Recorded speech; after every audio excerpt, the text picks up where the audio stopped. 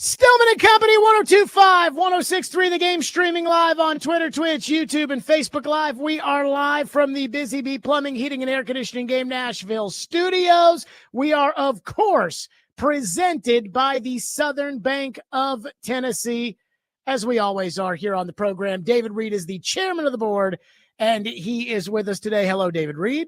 Good afternoon, Jared. How are you? Outstanding. So we got a lot to get to today on the program. Barry Trotz, who normally joins us on, normally joins us on the program on Tuesdays at 5 o'clock, will join us tomorrow with the Predators season finale. So we'll be live out at the BetMGM Sports Lounge, and Barry Trotz will join us on the program tomorrow, not today. So I want to pick up on a story that we spent a lot of time talking about yesterday, and that is the drama surrounding L'Jarius Sneed. So if you listened to the program yesterday, you know that L'Jarius Sneed was involved on December 6th in Houston, or outside of Houston in Carrollton, Texas, was involved in an alleged incident when him and an accomplice opened fire from L'Jarius Sneed's Lamborghini into a high-end car dealership. The victim, or the alleged victim in this case, is suing L'Jarius Sneed in civil court. We had the attorney yesterday representing the alleged victim on the program, and L'Jarius Sneed is also facing criminal charges, of which we have the very heavily redacted police report.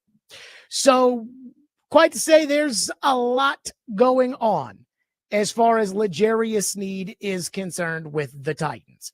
And again, the Titans are certainly a party to this because, well, they've got to decide where they're going from here as well. So I have advice for everybody when it comes to this situation. And we have a poll up right now on Twitter at Jared Stillman. And I've asked the question, do you think L'Jarius Sneed will play another snap for the Titans? Not will he make it through the end of the contract. Not will he play another snap? Period. That's it. That's the question. As of right now, 61.9% of the people out there say yes, L'Jarius Sneed will play another snap for the Titans. And you might be right. I asked the midday show today. I said, do you guys think he'll play another snap? Derek says yes, if nothing else comes out, which, again, we'll see. Willie said yes, because, hey, you got to try to get some value out of Sneed, don't you? I mean, you traded the third-round pick, you this, you that. You got to try to get some value and hope that he's a good player. Adam Vingan, I don't think, answered the question, but I do wonder if he thinks L'Jarius Sneed will play another snap for the Titans. Here's the advice for everybody. Number one for the Titans, move on. That's what I would do if I am the Titans. I'd move on. Not today, because you can't move on today. Because today, his money is still guaranteed. But I'd wait for the commissioner to suspend L'Jarius Sneed, which, and I know PK said he doesn't think Sneed is going to get suspended. I would ask, based off of what? I am fairly certain that the commissioner will suspend L'Jarius Sneed, especially if L'Jarius Sneed doesn't settle this case civilly and more comes out, because the whole point of the civil case is to embarrass L'Jarius Sneed into a settlement. That's the point. Regardless of whether or not it's fair or foul, that's the point. So if more comes out, like Derek is, well, let's see if more comes out. If more comes out, L'Jarius Sneed is in trouble. So I am fairly certain the commissioner will suspend L'Jarius Sneed because there's the gun, there's the shooting, and there's the fact that, again, I'm telling the Titans they should move on. It would not surprise me if the Titans were in favor of this and having his guaranteed money voided. That's how the NFL works. If you have a guaranteed contract, unless you're Deshaun Watson and you get it written in there that if I get suspended, my money's still guaranteed, and I'm sure the Titans weren't stupid enough to do that with L'Jarius Sneed. If L'Jarius Sneed's contract gets suspended at all, the guaranteed money becomes void. And then they can go after the signing bonus. Now, Albert Breer put it out there yesterday that maybe he goes back to Kansas City if he gets cut by Tennessee. Let him sign with Kansas City. Let him and his terrible knees go back to Kansas City and move on. The Titans have spent an entire offseason undoing everything Rand Carthon did last year anyway. And now L'Jarius Sneed, it looks like, is going to give you the opportunity to undo probably the biggest disastrous move that he made in his 2-year tenure as general manager. But if I were the Titans, I'd be done with Steen. He's done nothing to live up to his end of the deal since signing the contract and being acquired for a 3rd-round pick. He didn't play well. He got injured, which he came on this station and promised Titan fans you had nothing to worry about. He'll give it his all every game. He played 5 games and then allegedly shot up a car dealership in the middle of the season. He's a bad culture guy. Move on. If the commissioner gives you the ability to do it, get your guaranteed money out of the deal, go get your signing bonus money back, and go sign somebody else. Now my advice for L'Jarius Sneed. If I was advising L'Jarius Sneed, I'd pay to make this go away. The lawyer we had on the program yesterday, Levi McCatherine, he's not a dope. He's represented Jerry Jones and Dak Prescott. He got Reggie Bush his Heisman back. This is a celebrity, big-time lawyer. If Sneed had paid this guy, talking about the alleged victim, if Sneed had paid this guy from the jump, and I'm just being honest here, okay? If he had just paid him from the jump, instead of trying to coerce this man into not retaining an attorney and not going to the police, if he had paid, there's a pretty good chance we wouldn't even know that this happened. In fact, my guess is the reason that we found out this happened was because they, talking about the alleged victim in his camp, wanted to get L'Jarius Sneed's camp to, hey, let's get a little bit more serious about settling this case. If Sneed had paid up, this probably wouldn't have gotten to the AP. And if this hadn't gotten to the AP, I'm not sure it would have gotten to us. So he's already made one false move by letting this thing linger on. Now everybody knows. Again, Levi McCatherine is an attorney in Dallas, Texas. There is not one potential client that he's thinking about having by coming on the Stillman and Company program at 4:00 on a Monday. And I'm sure he's very busy. This is the guy that represented the Tiger King. But why'd he come on here? To put pressure on L'Jarius Sneed to settle. L'Jarius Sneed, I'm sure you don't want to pay the money, but before you or whoever was driving the car, or you or whoever shot the gun, before you guys decided to make that U-turn and take those shots at that G-Wagon, allegedly, you should have known, hey, this is going to cost me a lot more money than just going home, whatever I'm mad about. But it can probably get worse for Sneed if this thing actually goes to court. If hands get put on Bibles, if phone records get dumped. And trust me, this guy who's representing the alleged victim, he knows what he's doing. So my advice to Sneed is pay to make this thing go away. And then finally, L'Jarius Sneed needs to worry about staying out of prison. Because while I'm not a detective, I'm not a lawyer, and I certainly don't know the law in Texas, where it does feel like guns are rampant, I do believe that Levi McCatherine, that lawyer, seemed pretty certain yesterday that L'Jarius Sneed was in that car, that L'Jarius Sneed was in that dealership, that they have surveillance footage that includes a gun, and they've seen it. They don't know who fired it, but they know he was in that car. The one that recklessly discharged bullets into that auto lot. And if that's the case, then I don't know how L'Jarius Sneed doesn't go to prison. Just ask yourself this right now. If you drove by a car lot and you unloaded a firearm into the car lot, do you think you'd go to jail? So as far as I'm concerned, the Titans need to just let bygones be bygones, swallow the 3rd-round pick. You're not going to get any value back for L'Jarius Sneed. Try to get back as much money as you can. Try to get out of the guaranteed money and move on. For Sneed, make this thing go away. and then hope that the criminal charges end up getting dropped or expunged or pled down, whatever. But that's what everybody needs to do here. And big picture, at this point, I have a hard time seeing the Titans keep L'Jarius Sneed. He's injured, and he seems, and again, I say seems, he seems to be a bad guy. And when you're trying to build a culture for a football team, do you want guys like him around guys like Cam Ward? And I know Sneed was on IR, but how do you explain the fact that during the football season, during this trying of this awful season, one of the guys on the cover of your team yearbook was busy, allegedly, shooting up a car dealership outside of Dallas? How do you explain that?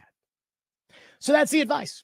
615-737-1025 is our phone number. We are off and running today on Stillman and Company. 615-737-1025 here on the program. I am personally giving advice to everybody. L'Jarius Sneed, you got to pay to make this go away. And you need to figure out how to stay out of prison. Titans, move on. 615-737-1025. And I did bring up the Albert Breer report, but there is a report that Albert Breer says there's already a chance he could go back to Kansas City. How about that? Kansas City gets your third-round pick. They get your third-round pick in this year's draft, which to them is really a second-round pick because they always pick at the bottom of the second round. This is at the top of the third round. So they get an extra second-round pick, basically, and then they may end up getting L'Jarius Sneed back. Boy, that would make a lot of you mad. We'll get to that next. 615-737-1025. It's Stillman and Company on 102.5 and 106.3 The Game.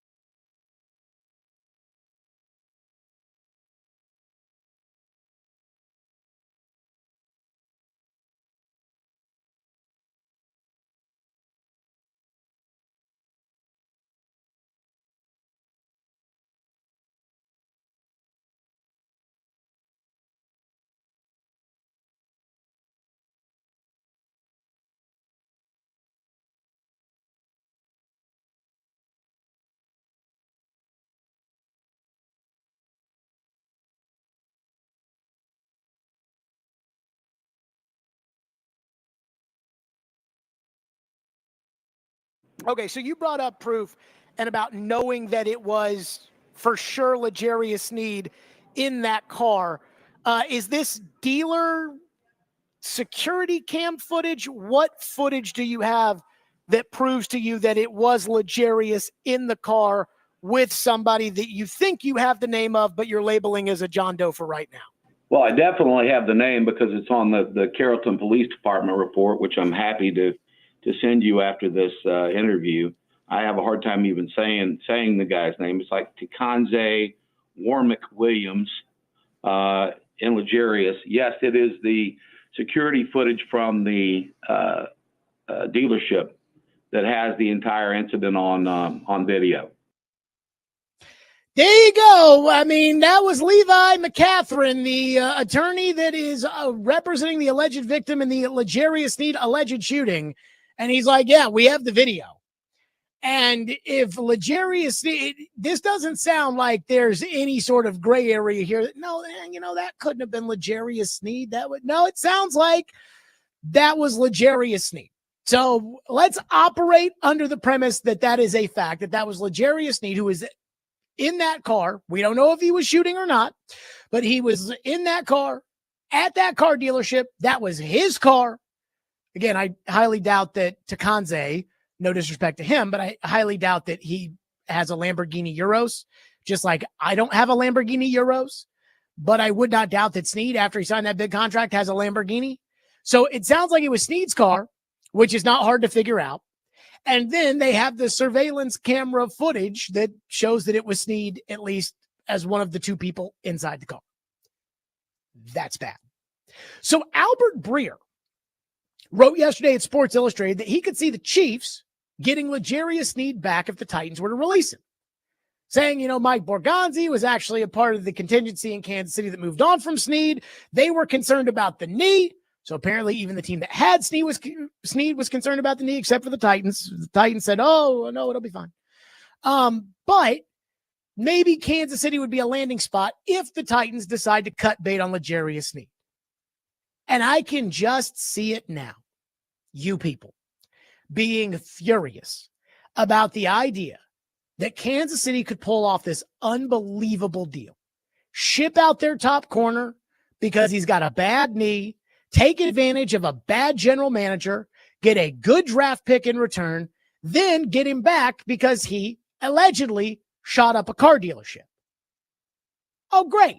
So the Chiefs basically miss out on nothing, and then they get that top corner back. Way to go, Titans, just absolutely getting fleeced. And how can you let the Chiefs play you like this? Let me just say, good riddance. Let the Chiefs deal with that. And here's the reality of what I believe when it comes to building a football team. And you hear a coach talk about the word culture. I believe the Titans are trying to build a culture that is not the same culture that they have in Kansas City. Some will say that the behavior of L'Jarius Sneed is just boys will be boys, and that on a football team, they're not all choir boys. And I get that. But that's not how I operate. See, I look at the guy in the middle of the football season, 2 days before a game in Dallas, Texas, shooting up a car dealership, allegedly. And I think, whoa. We can't have that stuff around here. And as an organization, you have to choose what you want to be. Some organizations do not care about off the field conduct whatsoever, no matter what they say. Sneed's old team, the Chiefs, they don't care.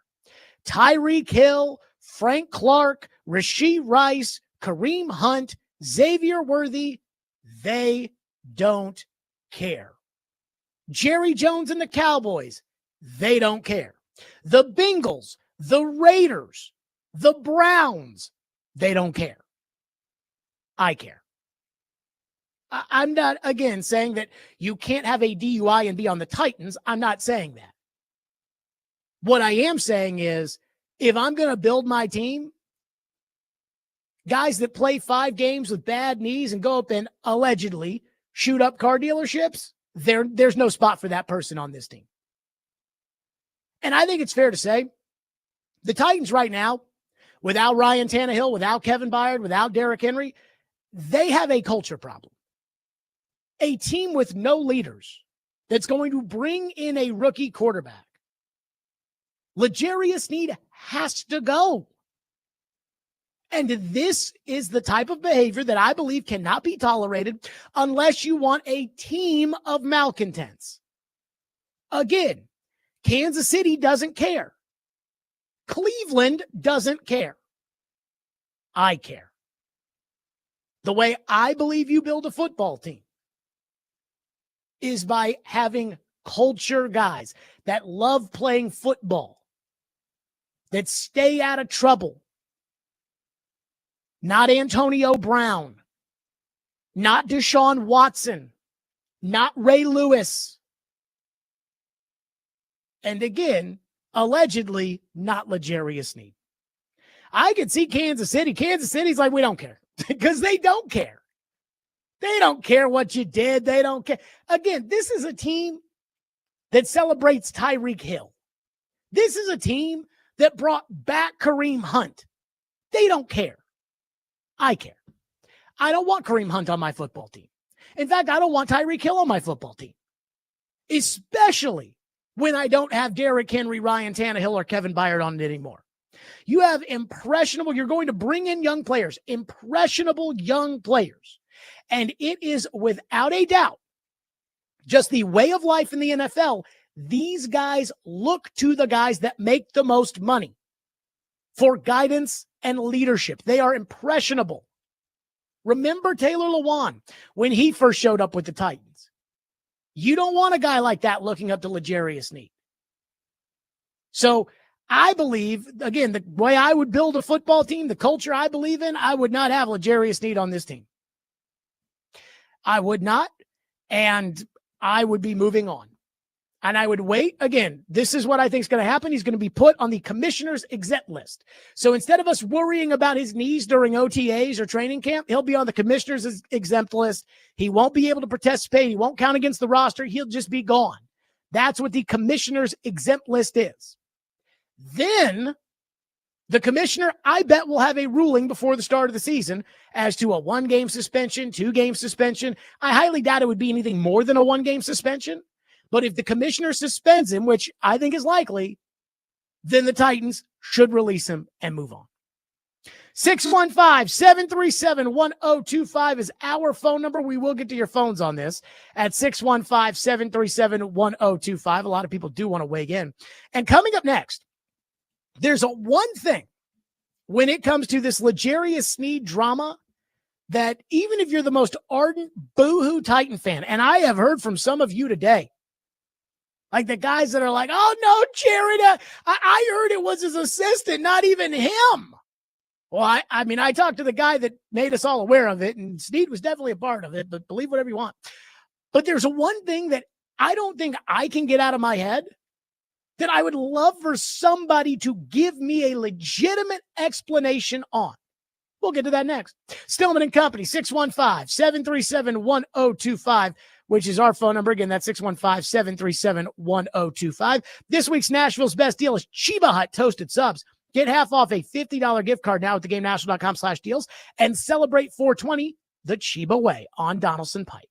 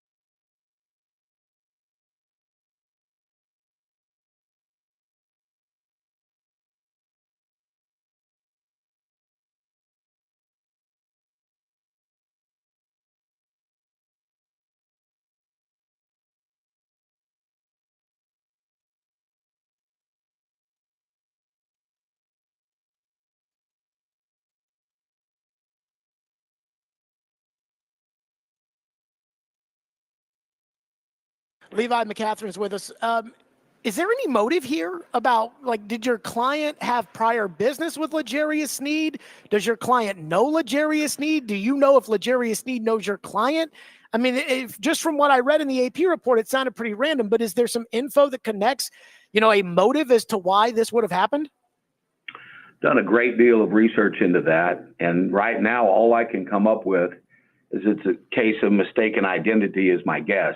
My client doesn't have any dealings with L'Jarius previously, did not know who he was. There's some previous things that we have not talked about yet where L'Jarius had actually pulled up in the same car and seen my client and another gentleman at a gas station previous to this. And the word that my client used to all use it is he was mean mugging them, but they had no idea who this guy was. And it literally wasn't until the police arrested him and did the background that we found out it was L'Jarius Sneed. The police are actually the ones who originally told my client it was L'Jarius Sneed that was involved. Okay, that was Levi McCatherine, the lawyer representing the alleged victim in the L'Jarius Sneed alleged shooting. And there's one thing I can't get out of my head. Again, I keep seeing the YouTube chat be like, Jared is classless for trashing L'Jarius Sneed. Am I classless for saying, yeah, I'm not sure this is the kind of culture I want on my football team during the season? Or is L'Jarius Sneed the one who's in the wrong for shooting up, allegedly, a car dealership? But here's the question I cannot get out of my head. Like, I need an explanation for this. Somebody's got to. What was L'Jarius Sneed thinking? Like, what was he thinking? Again, I think based off of what we know, it is fair to assume that the alleged victim's camp is telling the truth from the standpoint that L'Jarius Sneed was at that car dealership. That was L'Jarius Sneed's car, and the car dealership got shot up. Allegedly. Reed, would you agree with that? Yeah, I think that's indisputable at this point, right?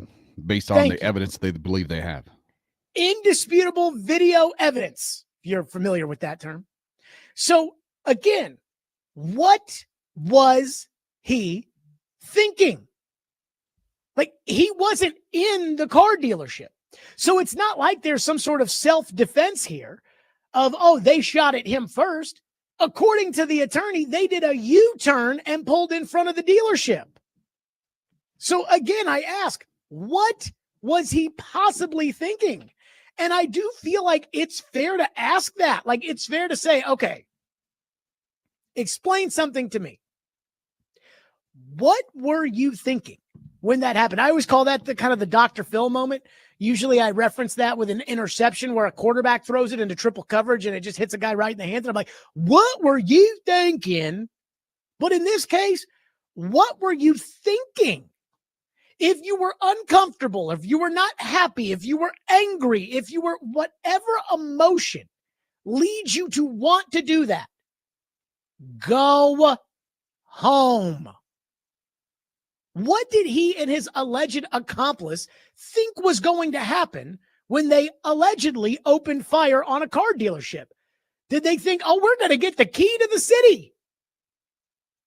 Also, what was Sneed thinking when he decided, you know what? I'm going to call and threaten him not to go to the cops or get an attorney. Allegedly. Like, dude, once those shots got fired, which again, what were you thinking? But you've got to get your tushy on the phone and call your agent, not the team, your agent, because he's the only one who works for you. Do not call the alleged victim or an alleged witness or no. Don't say a word to anyone. Get your ass home and call your agent. But again, just go home. And let this be a lesson for everybody. When you think you're about to escalate something like that, go home. It will not end well for you. Go home. But I do need somebody to explain to me what he was thinking, especially given the guaranteed money that he has due to him and the bad knee he's got. What were you thinking? Phone lines are driven by WilsonCountyHyundai.com at 615-737-1025. One texter says, Buck Rising said last night on his show that the Titans wouldn't get any money back even if he is suspended and then released. Possibly able to recoup some of the dead cap will always be the same. So I'm just here to tell you how this league works. And I don't know where Buck's getting his information from, but this is how the NFL works. Unless you specifically sign it the way Deshaun Watson did, if you are suspended, your guarantee's void. Taylor Lewan, for instance, every guarantee that he signed his big contract in 2018. Every guaranteed dollar he had voided because of his PED suspension. If the commissioner suspends you, the guarantee's void. Again, unless it's written in like Deshaun Watson's contract. The reason that L'Jarius Sneed, the reason that we don't see teams do this a lot is because normally it's a good player who gets suspended, not one with a bad knee on a team who's fired their general manager who regrets almost every single major move that guy made. That's like if they could go back and unpick J.C. Latham, they'd do it. Instead, they're flipping him to right tackle. So I am telling you that the way this league works, unless the Titans were so stupid, and if this is the case, then everybody should be fired. Like Brinker should be fired, and the team lawyer should be fired. Everybody should be fired. If they have written into L'Jarius Sneed's contract that if he gets suspended, it's okay for him to keep his guaranteed money. That would be horrible. I mean, that would be insane. There's a little nugget in the Dak Prescott contract that Todd France made sure that they could not rescind the guarantees if he got they could not rescind the guarantees if he got fined by the league. And so after that playoff game where Dak slid down and they lost to the 49ers and Dak criticized the refs and said that the fans should have thrown things and he got fined by the league, like Dak in theory could have lost his guaranteed money if they had not negotiated that in the contract. So that's just standard NFL operating procedure. If you have guaranteed money, not only can the team void the guaranteed money, but the team can also go after the signing bonus, which I would do if I were the Titans. One texter said, Jared, in fairness, he said that fans have nothing to worry about his knees, not that he wouldn't get arrested. Ha, ha, ha. One texter says, I'm praying that he gets suspended and then throw his weak knees and his bum ass off the team and take the money to put some more weapons on the field. I would say go get a good corner. Go get another corner. There will be players to be had. For instance, now, again, I don't totally know the backgrounds of these players, so I'm not saying go get them. But if the Giants end up getting stuck at 3 and having to draft Abdul Carter, one of their pass rushers, Brian Burns or Kayvon Thibodeau, would be on the market in a trade. Now, I don't know what you'd be willing to trade the Giants, but they would be available. So if you've got to pay out money and you get rid of L'Jarius Sneed's guaranteed money, knowing that he's probably never going to be good anyways because he's got a bad knee, you can get rid of him and you can take that $26 million, you can give it to somebody else. And I have to believe that if the Titans went to the commissioner and they said, yeah, we wouldn't mind it if L'Jarius got suspended, the commissioner's going to do that. I had an agent that I talked to yesterday about this who does not represent L'Jarius Sneed, but I went through kind of all of the details of what's standard in the NFL.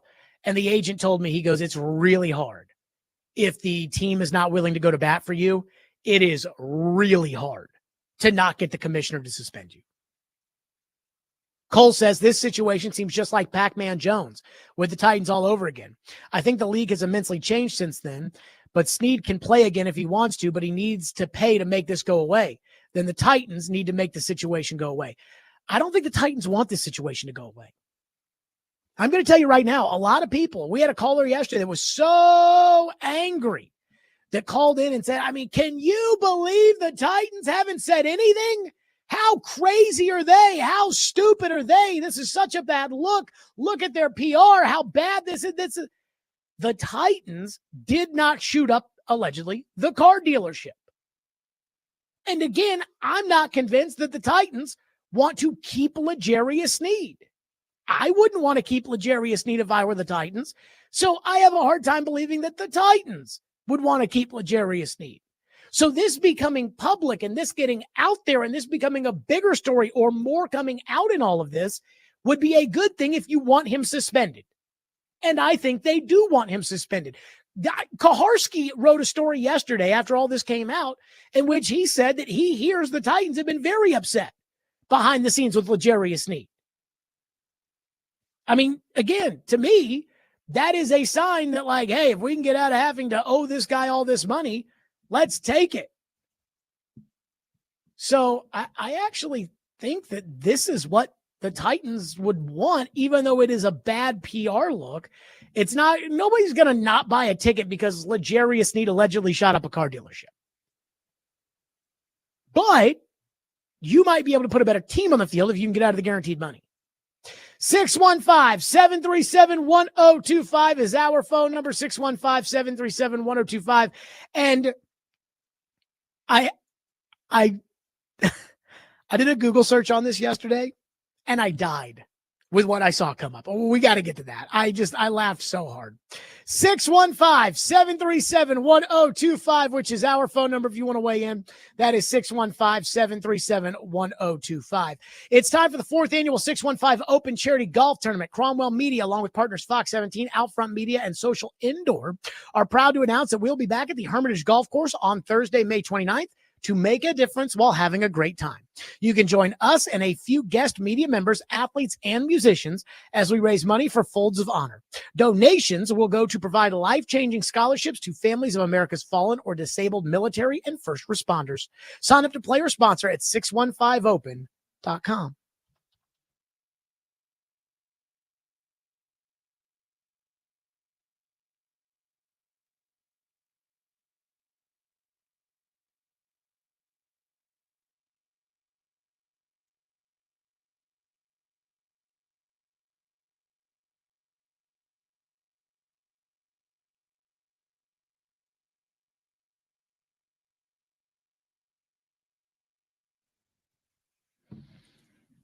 Hiller Plumbing, Heating, Cooling, and Electrical. I love to tell you about Hiller because Hiller is the best. That's right. Hiller takes great care of my home. They can do the exact same for you. Hiller is just absolutely fabulous. And nobody wants to deal with a plumbing, HVAC, or electrical emergency because most of the time you do not know what it's going to cost if something will get fixed correctly or if someone is just trying to sell you something you don't need. So when you call Hiller, their experts are going to solve your problems and solve them quickly. The price you're told is the price that you will actually pay with no hidden fees or surprises on your bill. So be like me. This is exactly how I book online at happyhiller.com. That's Hiller Plumbing, Heating, Cooling, and Electrical, proud supporters of the Preds, the Vols, and Vandy. Hiller, call the Happy Face Truck today.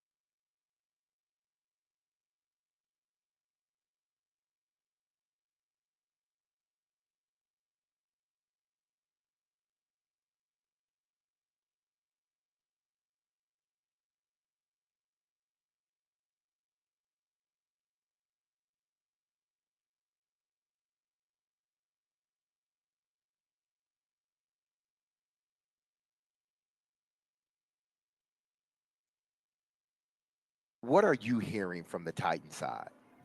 Yeah, so from what I understand, this is something that has been ongoing for a few months now. It's kind of a money grab attempt, and it's something that did happen. The details that were in a lot of the articles are a little bit different from, the details I got that have happened. Some of it is from Sneed's camp, and it's just one of those situations where it was completely avoidable, but it was a situation that was kind of out of a little bit of defense, like not being sure about a situation. That's pretty much the best way I could put that. And it's unfortunate, you want to see the young man distance himself from these kinds of things, but unfortunately, these things come about. But from what I understand, it is primarily a money grab. That was TD yesterday on the midday show. So let me get this straight. L'Jarius Sneed wasn't feeling safe about his surroundings, so they pulled up to the car dealership and unloaded. I have a hard time believing that one. But we shall see what L'Jarius Sneed ends up having to say if there ever is a time for him to say it. But I have to share this with you. So I'm like anybody else. I'll do a Google news search just to see what the latest news is, where I search something on Google and then I click news and then I go look through it. And so I've recently upgraded my phone. I now have the Apple 16 iPhone Pro, I think is what it's called. I don't know. So I upgrade phones like every 6 years. So that's how long it's been since I've gotten a new phone. So I got a new phone like 2 weeks ago, and now it's got the Google AI and all that extra bells and whistles. So when I did a search this morning for L'Jarius Sneed, it gave me a little section on Google. What people are saying. And there are 3 separate Reddit feeds. The first is in the Tennessee Titans Reddit feed. The second is in the Kansas City Chiefs Reddit feed. And the third is in the NFL. The first, the top comment on the Tennessee Titans feed. Somewhere out there, Pac-Man Jones just shed a tear of joy and pride. First of all, Pac-Man, again, that was something. But at least he played. Like when Pac-Man was on the team, he played and he was good. Sneed played 5 games last year, got hurt, even though the Titans promised us that, oh, no, you'll see. And, really wasn't worth anything. Inside the Kansas City Chiefs Reddit, somebody said the top comment, that trade has been looking better and better as the year goes on. LOL. So that's what they're saying at the Kansas City Chiefs Reddit. The NFL Reddit, top comment. Committing a drive-by in a $250,000 plus SUV is wild work. And I just laughed out loud when I read that. Again, I want to make sure that we all know that that is allegedly committing a drive-by in a $250,000 SUV. Not for sure, because again, at this point, alleged. 615-737-1025 here on the program. One attorney dropped into the YouTube chat and said that apparently people are unaware of the legal agency theory of liability. Businesses are liable only if employee was in the scope of business, which here is not the case, at least it seems. If he was outside the scope of the Titans' liability, it is limited. Thus, no reason to dilute the waters with responding to this issue for the team. And I agree. I think the team is doing everything as of right now the right way. Just tell the AP, hey, the commissioner, the league's on it. We've turned this over to NFL security.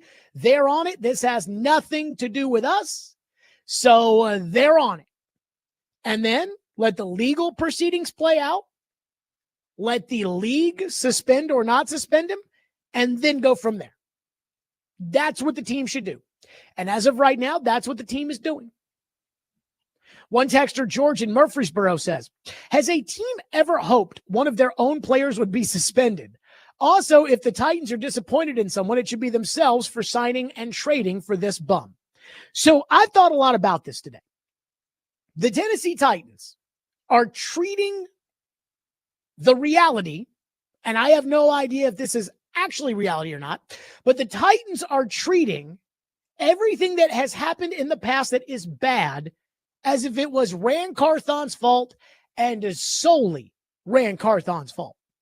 Now, I think that I can get on board with putting a lot of the blame on Rand Carthon. What I can't get over is the fact that Chad Brinker was the one who was pumping Rand Carthon's tires, was a Rand Carthon hire, and was the one that told us, I know we've got a great GM in this league, and then apparently is the one who succeeds him as the chief football operator. That seems to bother me. And apparently that doesn't seem to bother anybody else, and it doesn't seem to bother the Titans. It's like, no, Chad, that's the way to go. I mean, the Titans will look at you in the face and say, Chad spent all these years in Green Bay preparing for this job. I'm like, so what the hell did he do the last 2 years? Like when you were drafting running backs with no ACLs and right tackles to play left tackle and signing injured corners. Where the hell was Chad Brinker then? But the Titans have decided that it doesn't matter. Chad Brinker, don't put that on his record. Blame Rand. So when you say to me the Titans should be mad at themselves, I agree with you. But I am here to tell you that the way that they are compartmentalizing everything bad that happened is to say that it's Rand's fault. I don't have an issue having zero culpability attached to Mike Borgonzi because Mike Borgonzi wasn't here. But Mike Borgonzi isn't in charge of the Titans. Chad Brinker is. And Chad Brinker was here. And to answer your question, has a team ever hoped that one of their own players would be suspended? I mean, probably not. Ray Lewis, I'm sure they didn't hope that he would get suspended. But again, how many other teams invest copious amounts of money into injured players, guys who their own teams won't invest that kind of money into? Nobody else in the league would invest that kind of money into. And then had to deal with the fallout. And then we're given the opportunity to get out of it, potentially, if he gets suspended. So this is a very specific circumstance here. Adam in Portland says Sneed played 5 bad games, got hurt or claimed a new injury, and hasn't earned anything from the Titans. Specifically, our patience. Time to move on, especially after the off-the-field stuff. I'm going to tell you, I don't like the off-the-field stuff, and I don't think you can build your team like that, even though I know Kansas City's built their team like that. I know Dallas has built their team like that. I know the Raiders for years with Al Davis built their teams like that. Cincinnati. I understand it happens, and not everybody's going to be a choir boy, and I get that. But the real reason that I think that the Titans will use, if they are given the opportunity to move on from Jerry Sneed, the reason they'll do it is because he's hurt. Because as much as they say, oh, no, the knee, it'll be fine. It'll be fine. They know that that was bullcrap, that the knee is a problem, and that he's always going to be hurt, and they're always going to have to deal with it, and they're always going to have to pay up that money.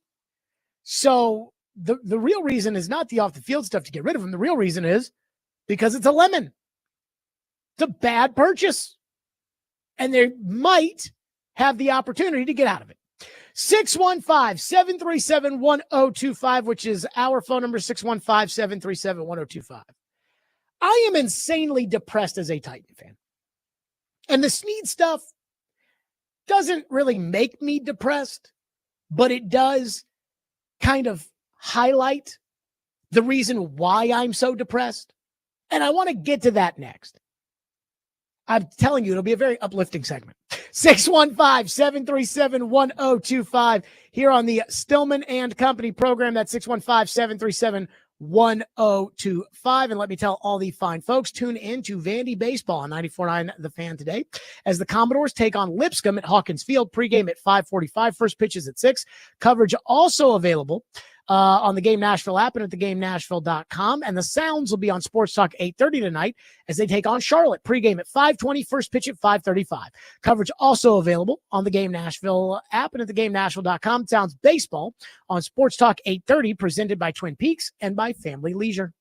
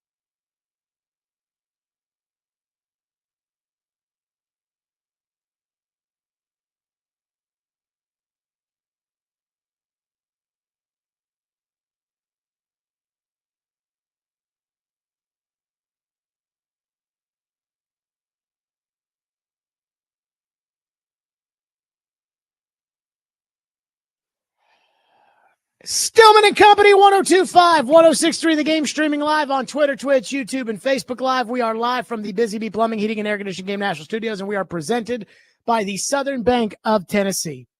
David Reed, are you a Titan fan? Yeah. So you know my pain. Mm-hmm.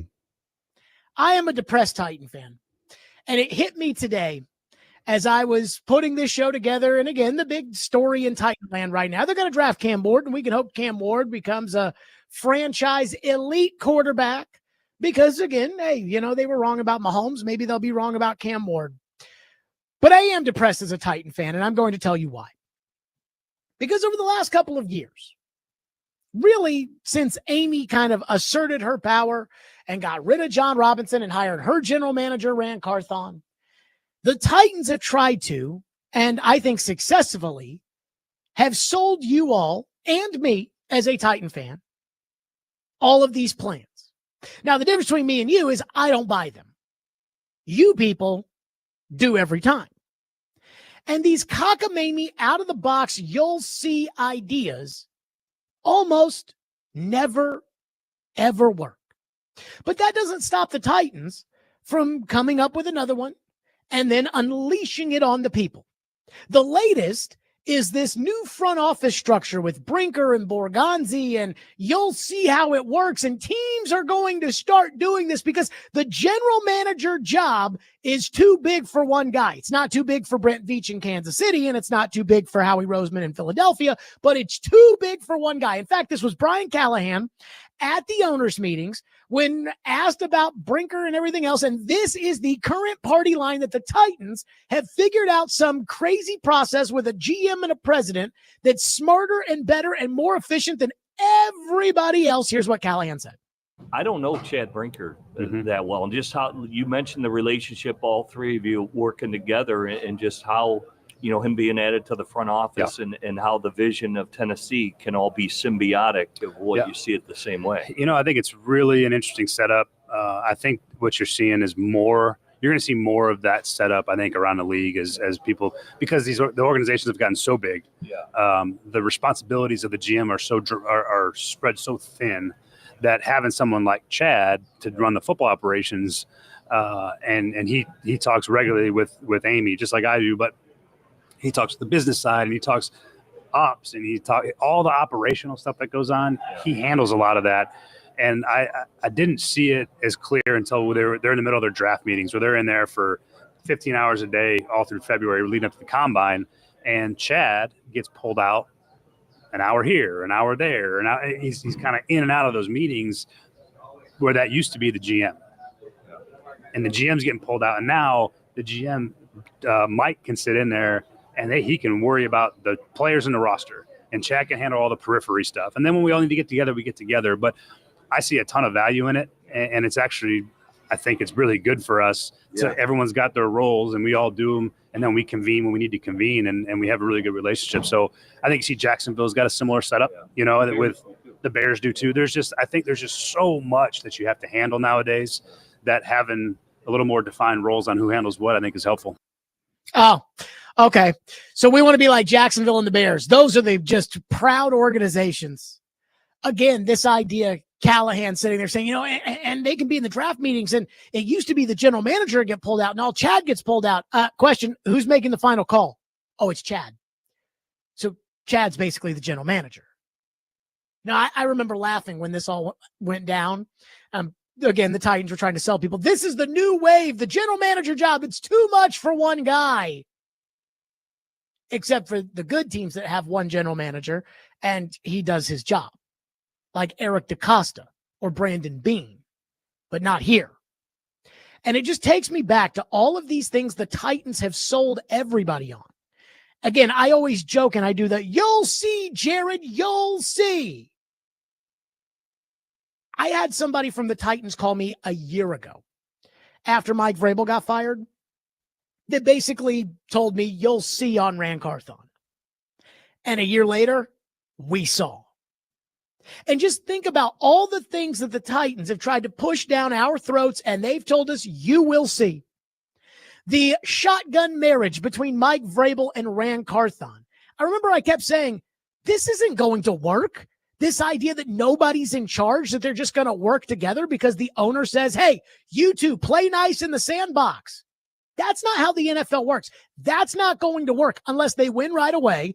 And then it'll be patting each other on the butt saying, oh man, Mike just coaches the players up incredibly. Oh no, Rand gets the great players. If they lose, it's going to be, he wanted that guy. No, he wanted that guy. And that's all we heard. We heard, oh no, Vrabel didn't want Will Levis. Oh no, Rand didn't want Peter Skoronski. So yeah, Titans, you were really out of the forefront on that one. Then there was the Vrabel firing and the Carthon promotion. You know what? We just have to free Rand of Mike Vrabel, and you will see what Rand Carthon will do, Jared. They were worse. There's the new front office structure, again, that Callahan says, you're going to see a lot of the teams in the league go to this model. Jacksonville's doing it. I mean, hey, if Jacksonville's doing it, why would we not do it? There was them pushing Will Levis as a franchise quarterback.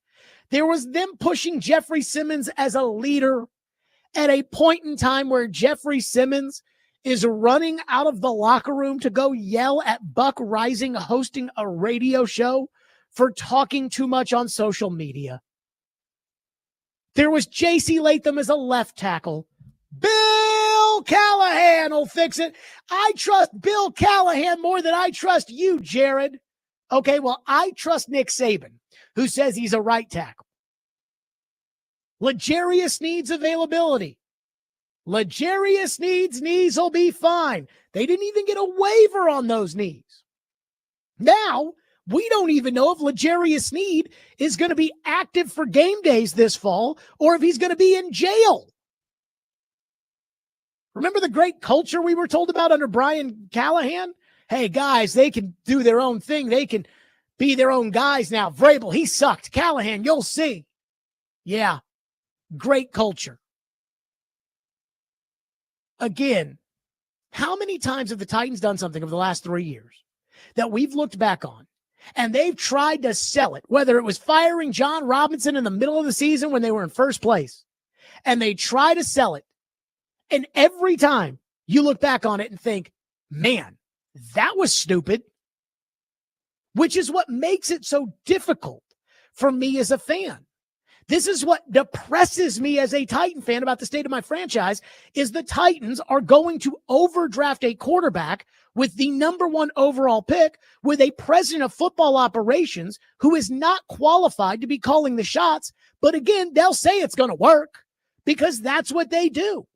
They come up with some cockamamie idea.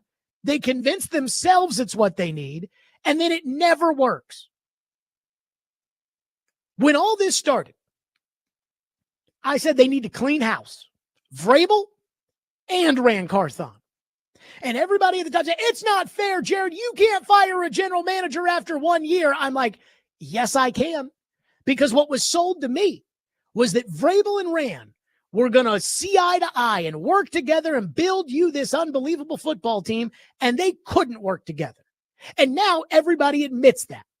And now the Titans admit they both stunk. So they get rid of Vrabel, and I'm like, you got to get rid of Rand. Go get an experienced general manager, somebody that knows football, that knows how to run a team, that's done it before. Go get an experienced general manager and let him run the team. But I guess that just makes too much sense. Last year during the draft, I actually watched the draft show a little bit on Friday. My girlfriend and I were watching it, and we were watching the whole meltdown with Joe Alt and Jason. And I'm just on the draft show last year. Take Brock Bowers. Take Brock Bowers. Take Brock Bowers. Me, a nobody from nowhere. But no, they had to take a right tackle to say he's going to play left tackle. Super geniuses. Even Mike Keith has jumped ship at this point in time. And maybe I'm wrong. Maybe when push comes to shove, Chad Brinker, who, again, I think is completely unqualified for the position he's in, he'll be the next Tex Schramm. And maybe Mike Borgonzi is the next Gil Brandt. And maybe Cam Ward will be the next Roger Staubach. But every other time over the last couple of years that the Titans have gone against the grain and have said, you'll see, it has failed miserably. And that's why this latest instance of you'll see does not give me a lot of hope and optimism as a Titan fan. 615-737-1025, which is our phone number, 615-737-1025. We'll get to your phones. Plus, there is something that I don't want to bring up, but I think after the latest info that's come down, the latest news, the Jerry Sneed thing, I think I got to bring it up. We'll do it next. Stillman and Company, 102.5, 106 The Game.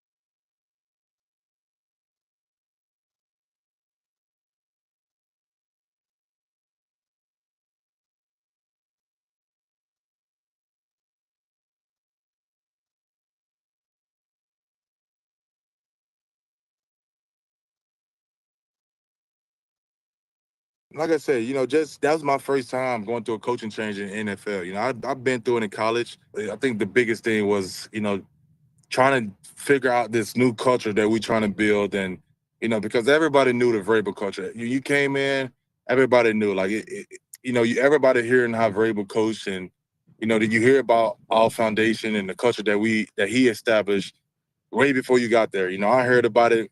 They said when I first got drafted, people were telling me about Vrabel, this and that, I'm like, okay.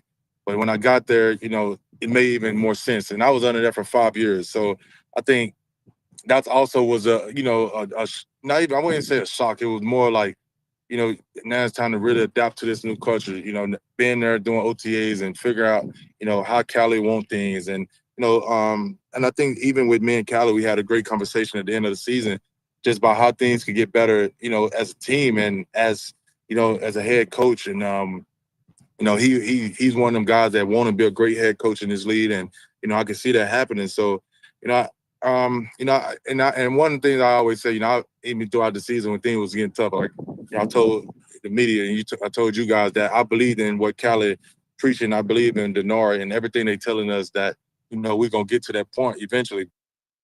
There you go. That was Jeffrey Simmons on Jill Jelnick's podcast talking about, hey, everybody knew when Mike Vrabel was the coach. Everybody knew what the culture was. It was hard for me to figure out what Brian Callahan was trying to establish. Yeah. And again, this is only brought up because of the news that came out over the weekend that L'Jarius Sneed allegedly shot up a car dealership outside of Dallas. But I am really struggling with one thing, which is outside of L'Jarius Sneed going to, again, allegedly shoot up a car dealership 2 days before playing Jacksonville at home, and not having Derrick Henry, not having Ryan Tannehill, not having Kevin Byard anymore, and having Jeffrey Simmons as the chief leader of the team. Jeffrey Simmons has never met a microphone that he doesn't like. It's amazing. He's doing interviews every 5 minutes. And yet, all Jeffrey Simmons does when he talks in front of a microphone is either complain and talk about how the media thinks he's a butthole because he doesn't sack the quarterback. No, we just don't think you're a great player because you don't sack the quarterback. And sit there and make himself look like the leader that he is not. Like when he went after Buck during training camp. And so I have to wonder, does Brian Callahan have a culture problem? Again, Jeffrey Simmons told you all you needed to know there at the very beginning when he's like, with Mike Vrabel as the coach, everybody knew what the culture was. With Brian Callahan, even he and I sat down after the season and talked about how he could be a better coach. When you're confiding in Jeffrey Simmons about how you can be a better coach, that would be like Jeffrey Simmons confiding in me about how he could be a better defensive tackle. I don't think that's a good idea. But I said this. In fact, it first came to mind when Brian Callahan didn't throw Jeffrey Simmons out of practice after throwing a punch in training camp. And I remember saying that day, Mike Vrabel would have thrown him out. There is no question about it. And most people didn't throw punches when Mike Vrabel was the coach because, again, you knew Mike Vrabel wasn't going to be okay with that. And I said, is Brian Callahan too nice? Is he too soft? This is the NFL. If you let these guys walk all over you, that's exactly what they're going to do. And it feels to me like that's exactly what's happened. Last year, they played a game against the Colts. Calvin Ridley was targeted something like 9 times and did not catch a pass. Will Levis, in that game, went to the podium after it was over and said, yeah, my shoulder still hurts. Even though the coaches had said, yeah, his shoulder's 100%. So Calvin Ridley is targeted 9 times and doesn't make 1 catch. And he complains after the game about his targets and his usage. When confronted with the fact that he was targeted something like 9 times, Calvin Ridley was like, well, when am I getting those targets? Again, bitching. That would not have happened if Mike Vrabel was the coach. No player is ever going to get up there and complain about their targets with Mike Vrabel as the coach. And I'm not saying that Mike Vrabel should come back as coach. I look at New England, and I'm scared to death for that young quarterback. Right now, Mike Vrabel doesn't have a left tackle. Sound familiar? Mike Vrabel's got Todd Downing, who's never coached wide receivers in his life, as his wide receivers coach with 2 young receivers, one of whom, Jalen Polk, they used a very high draft pick on. They need to get better. Mike Vrabel's problems still exist. But the one thing I never questioned when Mike Vrabel was the coach was, does this team have a good culture? The one thing I never questioned was, is this team accountable? Now, sometimes I wondered if Vrabel was accountable, but Vrabel could hold others accountable. I don't know if Brian Callahan can. And again, this only comes up this week, at this time, at this moment, because here we are, first hearing about something that apparently the team has known about for a while. But this alleged shooting on the Friday before the Jacksonville game, a guy that this team wrote a $25 million check to last year. And I understand sometimes guys get hurt and they go and they do their rehab somewhere else. And I would like details surrounding that about why was he in Dallas? Why wasn't he here? But if you're going to pay L'Jarius Sneed all that money and you're going to put him on the cover of your team yearbook, you need him to be a leader.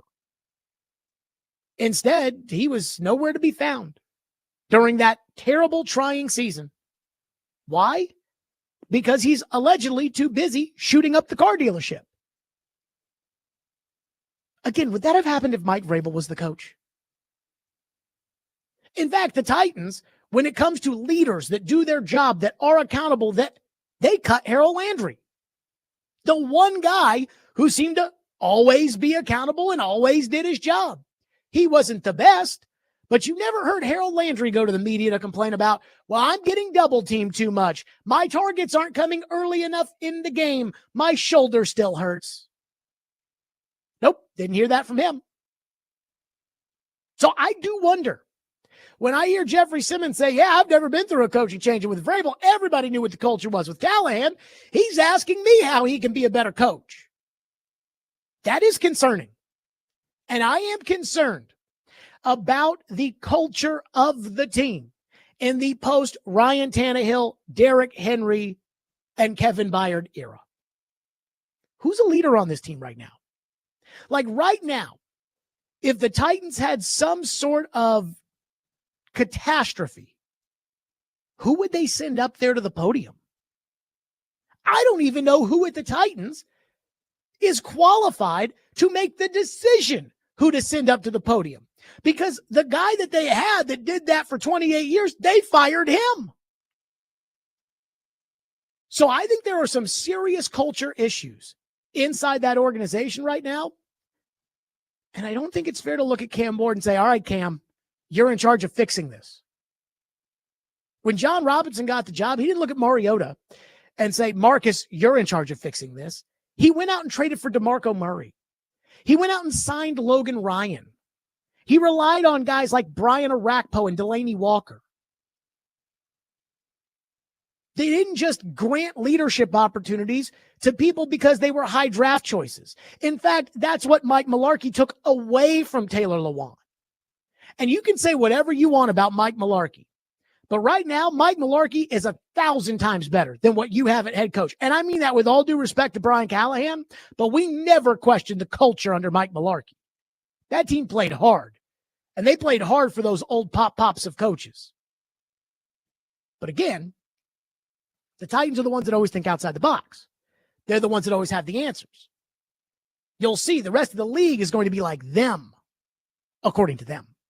615-737-1025 is the phone number. Add that to the list, 615-737-1025. We'll get to your phones here on the program, plus some quarterback items I want to go through quickly that I'm just a little surprised by. We'll hit that in your phones next, 615-737-1025. Speaking of baseball, The Atlanta Braves country road trip is coming to town and teaming up with the Predators in 102.5 The Game. Join us at the BetMGM Sports Lounge inside of Bridgestone Arena tomorrow for a Braves watch party as they take on the Toronto Blue Jays at noon.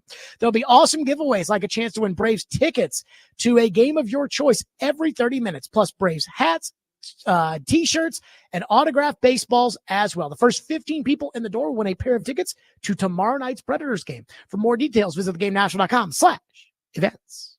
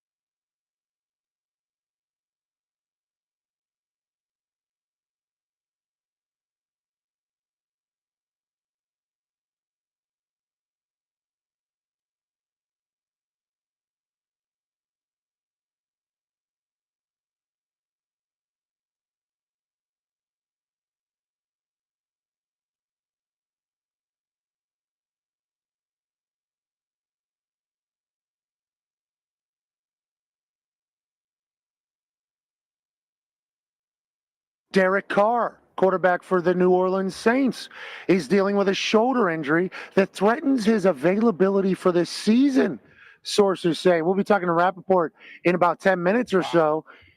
Are the New Orleans Saints in conversations with Aaron Rodgers? And first of all, Derek Carr, Godspeed, brother. So sorry to hear that. That absolutely sucks. But it feels like the Saints had decided Derek Carr was going to be their quarterback. Maybe now they're looking into this rookie draft class, but an injury to his shoulder is potentially going to keep him out of next season.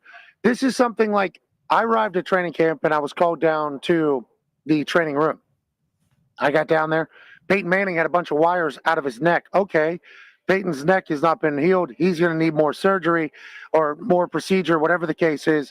And I immediately knew I did not prepare enough to punt as many times as we were going to punt that season.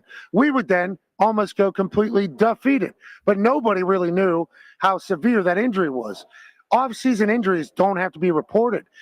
Are the Saints eyeing Aaron Rodgers? Is that something that's happening right now? That was Pat McAfee on the Pat McAfee Show. And so a couple of quarterback nuggets, and then we're right to your phones. Number one, this Derek Carr Saints injury news. I read Albert Breer's story, and apparently Derek Carr may just not want to be in New Orleans anymore. Derek Carr agreed to restructure his contract. When he signed his contract, the Saints just did it involuntarily, and the Carr money was guaranteed because he's got a sprained AC joint, and he wants to make sure he gets all the money. But at the same time, he may not want to be with the Saints after they fired Dennis Allen, and he maybe wanted to go somewhere else in the Saints.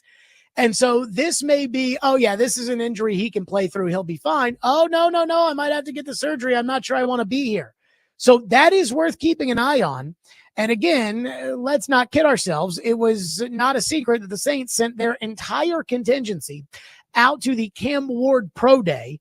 So clearly they were looking quarterback. Now the news has come out that Carr might be out for the season. Then it's followed up with the Albert Breer saying the Saints don't think he's out for the season, but that this may be Carr upset at the Saints. So that seems like a lot of drama. Who knows where that's going? Number two, Shedeur Sanders is working out for the Giants this week, and I just know Shedeur Sanders ain't going number 3 overall. So I don't know if this means that they're going to trade back. I don't know if this means that they're trying to get somebody to think they're going to take Shedeur Sanders. Maybe they want somebody to trade up to 3 so that they don't have to take Abdul Carter with his bum foot, but they are not taking Shedeur Sanders. And then finally, who knows what's taking Aaron Rodgers so long, but for some reason, he's not a Steeler. Let's go to your phones as promised. Jared is up next here on the program on the Titans Culture. Thank you for calling, Jared. You go ahead. Good afternoon. I do. All right. My initial belief that there was a culture problem was whenever Callahan was crying at the podium. That just kind of rubbed me the wrong way. And then now I just feel like. You mean when he was asked about like when he was talking about his respect for the Bengals when he got hired? No, after he beat the Patriots. Remember that? Okay. That is a cry worth complaining about. That was that again, you know, in the era of flags that raised the red flag for me. I was like, hold on a second. And then also too, I just feel like this L'Jarius Sneed situation is proof in the pudding for me. This is my opinion. Because like, why would the head coach and GM and Brinker, air quote, the czar, why would they let the highest paid player on the defense go down to Dallas? Is there a bruise specialist down there? And like, I can totally hear Callahan acquiescing to L'Jarius Sneed's request, because let's be honest, to your point, he didn't kick out Simmons after he got in a fight at the practice, and he's not holding anybody accountable. Then why would he ever say no? Again, he's getting mulled over and over by these players, and to me, it just seems like there's not enough people in that building that are qualified to do what their titles say that they're supposed to do, except for, and I'll leave it here, Bill Callahan. See you later. Tighten up. Yep. Thank you for the call. You know, I forgot about that. I forgot about the Brian Callahan tears at the podium after the Patriots game. And look, I get it. It's an emotional game, and I don't have a problem. Like, there are tears in certain spots. I don't have a problem with tears, you know, especially from players. We see it with towels over the heads, things like that. Guy tears his ACL. Oh, man, he fought so hard to try to come back, and he tore his ACL again, Bob. And he's got the towel over his head on the cart. I get it. But when Brian Callahan was in tears after they beat the freaking bum Patriots and almost blew that game, Drake May almost single-handedly won that game for them, and then almost single-handedly lost the game for them. And when he's just in tears like, yeah, I needed that one. It was like, okay. Like, that might be a little too much for me. So I can accept that as that was the first red flag for you. I do think, and I've commended the Titans for the fact that they've stayed out of the L'Jarius Sneed thing. Like, they have stayed out of it as far as they're concerned. They have not released any sort of statement other than, hey, we sent this to the league. Call them, which is the right thing to do. At some point, Brian Callahan is going to be talking to the media, and that's going to come sooner rather than later because the offseason program is set to begin, and the head coach speaks on the first day of the offseason program. Secondly, the draft is a week from Thursday, and the Titans will have to have a pre-draft press conference. Now, Callahan does not have to speak at it. It could be Borgonzi and Brinker who do that, but at some point, somebody's going to have to speak. And at some point, there's going to have to be a question about why L'Jarius Sneed was in Dallas on a Friday afternoon at 3 o'clock, allegedly shooting up a car dealership, as opposed to rehabbing here in Nashville, being around his teammates and trying to support them to victory. Now, I don't know what they're going to say, but that is at some point, I mean, that is going to have to come up one way or another. And again, he didn't kick Simmons out of practice. I thought that was a red flag. He acquiesced to Ridley, on the side or after the Colts game, complaining about his targets. And they came out right in the next game and they went right for Ridley. So at some point, I think for me, when I was kind of put off by Callahan, and I like Callahan. Like, I think Callahan is a good dude. And this is the kind of thing where I feel like I've been honest in assessing his coaching tenure for the year and a half he's been the head coach. And a lot of that's been negative, and I've been very critical. And again, I'm not sure he can hold people accountable enough to be a head coach. That doesn't mean that I don't like Brian Callahan. Like, I would love it if when Brian Callahan is no longer the coach of the Titans, and let's hope that's 20 years from now, because he's the next Bill Walsh. And Bill Walsh started off kind of crappy too at the beginning. So let's hope that's the case. But I would hope that he understands when push comes to shove, like, hey, I'm just doing my job. I think he's a good guy. He needs to prove it as a coach. But I will say that the things for me that kind of stood out, I talked about when he didn't throw Simmons out of practice. That bothered me. The offseason of toxic positivity, the sunshine pumping, that came primarily from him. That bothered me. But where I really looked at Callahan and I was like, whoa, was after the Jets game when Will Levis rolled the ball on the ground and the CBS cameras caught him spazzing at Levis and cursing him out on the sideline. And John Glennon asked a question about, now that you're a head coach, do you think that you got to be more aware of the cameras? And he said, yeah, I think I do. And I wish that hadn't gotten on camera. And Paul asked why, which I actually thought was a fair question from BK. He said, why? Why does it matter if it got on camera? It's like, well, I want Will to know I love him. Oh, give me a break. Do you think Mike Vrabel ever cared? Ever? That the TV cameras would show him cursing a guy out, cursing a referee out, or my favorite, when Vrabel would be standing there on the sideline when things were just going to pot, and Vrabel would be sitting there on the sideline, bent over at the waist, with his head approaching his crotch, basically thinking like he was about to throw up in the toilet. He was so sick. Basically thinking, oh, dear God, I hate my life right now. Do you think Vrabel ever thought, man, I really wish that the Spiro Ditas Adam Archuleta cameras didn't get that? And that was kind of a concern to me. I mean, I think Callahan's got a lot to prove as far as building a culture and being a leader. 615-737-1025, which is our phone number. That's 615-737-1025. So I saw something on Shedeur Sanders. The Titans are not going to take Shedeur Sanders, and nobody, I think at this point, really thinks that they should take Shedeur Sanders. But I saw a story, a report on Shedeur Sanders that comes from a guy who's pretty well sourced and is pretty wild.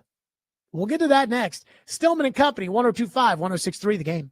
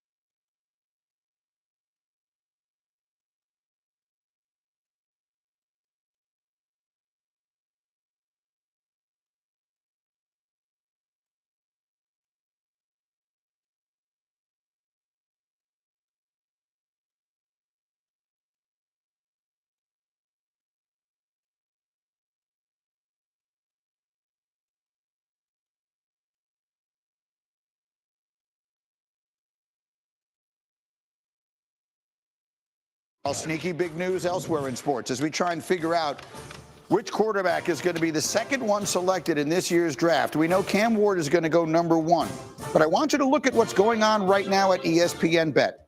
3 weeks ago, Shedeur Sanders was a runaway favorite to be the second quarterback selected. Look at that. He was minus 1,600. As of today, those odds have dropped to minus 225. And Jackson Dart's numbers continue creeping closer and closer. Suddenly, he's only plus 160, which begs the question, Peter Schrager, am I living in a world where a week from Thursday night, I might hear Roger Goodell say the name Jackson Dart before I hear him say the name Shedeur Sanders? 9 days out, I'd be very surprised if Jackson Dart went before Shedeur Sanders. However, this is becoming one of those drafts amongst the front office personnel I'm talking to. Cam Ward is one, and then it's pick your flavor. It's a little bit of Baskin Robbins. Are you looking for the big arm? That might be Tyler Shuck out of Louisville. Are you looking for the speedster out of the pocket? That could be Jalen Milroe, who, by the way, Greeny, was invited to attend the draft, which always raises my eyebrow. And accepted. And accepted it and will be there. Or if you like a big arm and maybe a guy who's got the years with the Ole Miss, Jackson Dart could be your guy, but I would still think Shedeur is number 2 off the board. That was Peter Schrager this morning. So apparently the odds for Shedeur Sanders at QB2 are dropping and somewhat rapidly. Now, let me just say this. If you were to draft Jalen Milroe in the first round to be your franchise quarterback, and maybe I'll go to regret this, but if you were to draft Jalen Milroe, you're an idiot. Because Jalen Milroe needs years on the bench. Jalen Milroe should have gone back to college, and I can't believe he didn't. But I saw this Albert Breer report in Sports Illustrated yesterday that I cannot get over. This comes from, again, Albert Breer. And Albert Breer is a pretty plugged-in guy. And I remember having Albert Breer on at the Super Bowl, and I really like Bert.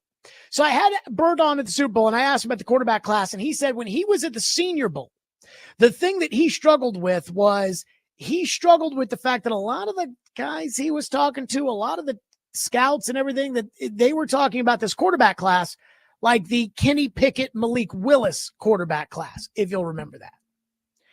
Albert Breer wrote, quote, I'm having a really hard time finding coaches or scouts who believe Shedeur Sanders is a first-round talent.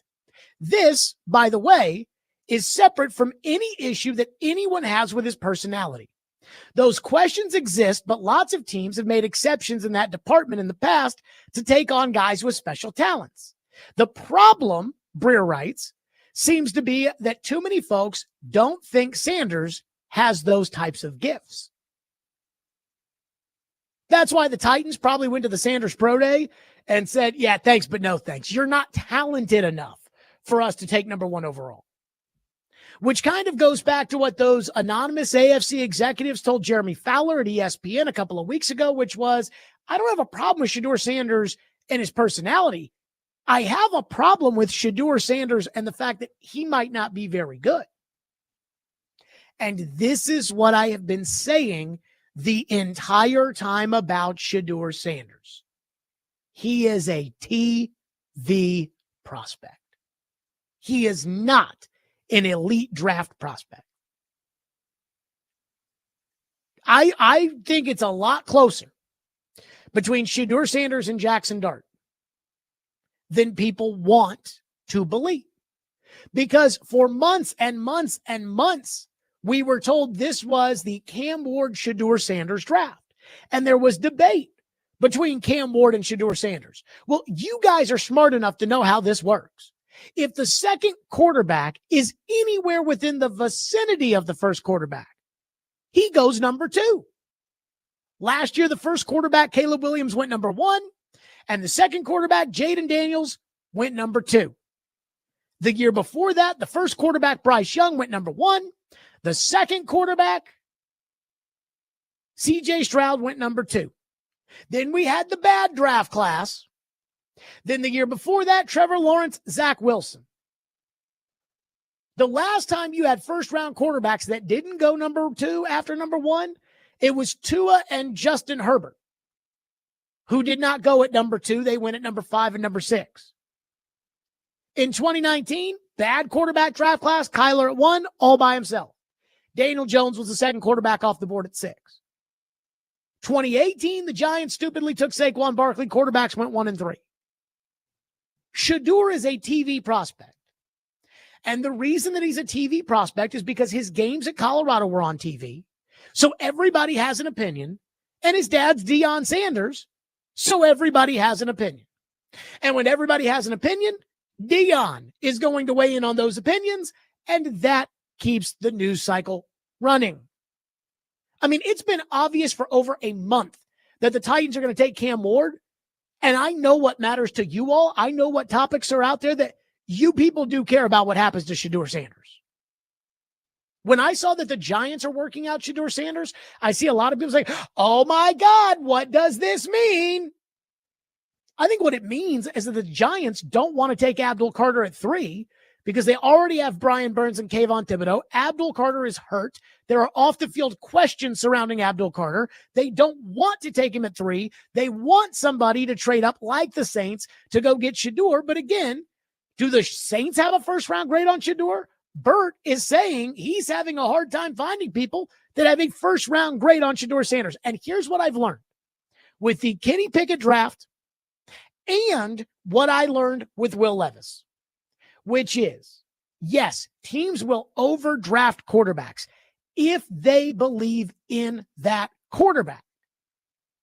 But nobody believed in Will Levis, so nobody took him, including you, who drafted a guard with the 11th overall pick. Nobody believed in Malik Willis. Nobody believed in Desmond Ridder. Nobody believed in Sam Howell, and nobody believed in Matt Corral, which is why nobody took him. So if nobody believes in Shedeur, he's going to fall. The same way all those other guys fell. I don't believe in Shedeur. Because again, I think Shedeur is a TV prospect. Also, and I'm about to sneeze, so give me a second here. But I saw that Shedeur Sanders is getting his jersey retired at Colorado. Give me a break. But Jared, Colorado was awful, and Shedeur came there, and he is Cam Scattaboo getting his jersey retired at Arizona State because Arizona State sucked before Cam Scattaboo and Kenny Dillingham got there, and they were in the college football playoff. Colorado has won a national championship in the past. Shedeur was a good college quarterback, but he had one win over a top 25 team, and that top 25 team ended up finishing 7-5. They're retiring his jersey because it appeases Deion. Travis Hunter won the Heisman. I get that. This is why North Carolina basketball has rules in order for your jersey to get retired. You have to be a first-team All-American in order to get your jersey retired. Because again, at North Carolina, if that were the case, if they were just going to do it the way Colorado football's doing it, oh yeah, let's give Shedeur, let's pretend like he meant more to the program than he did, then everybody at North Carolina would get their jersey retired. Have some standards. But again, Shedeur is a TV prospect. And this will be a good TV moment. Shedeur Sanders, the one that led Colorado to that 8-win season, getting his jersey retired. When does Tyler Shuck get his jersey retired? A couple of years ago, I was at a Louisville football game. Michael Bush, who played in the NFL for a while, he was all upset. His jersey was being honored, but it wasn't being retired. And he thinks his jersey should be retired. And somebody said to Michael Bush, they go, "Are you Lamar Jackson?" I said, "No." So, "Are you Johnny Unitas?" He said, "No." So, well, those are the only two jerseys we've retired. So if you're not Lamar Jackson and you're not Johnny Unitas, you're not getting your jersey retired. Again, that's Louisville. By Colorado standards, we should be retiring Tyler Shuck's jersey. Or maybe even Jack Plummer's. 615-737-1025, which is our phone number, 615-737-1025. Speaking of college football, we've done a lot of talk about what's next for Nico and about where Nico is headed and the money Nico's going to get. And it's fun to crap on Nico right now. But what we haven't done a lot of talking about is what's next for Tennessee. And we'll do that next. Stillman and Company, 102.5, 106.3 The Game.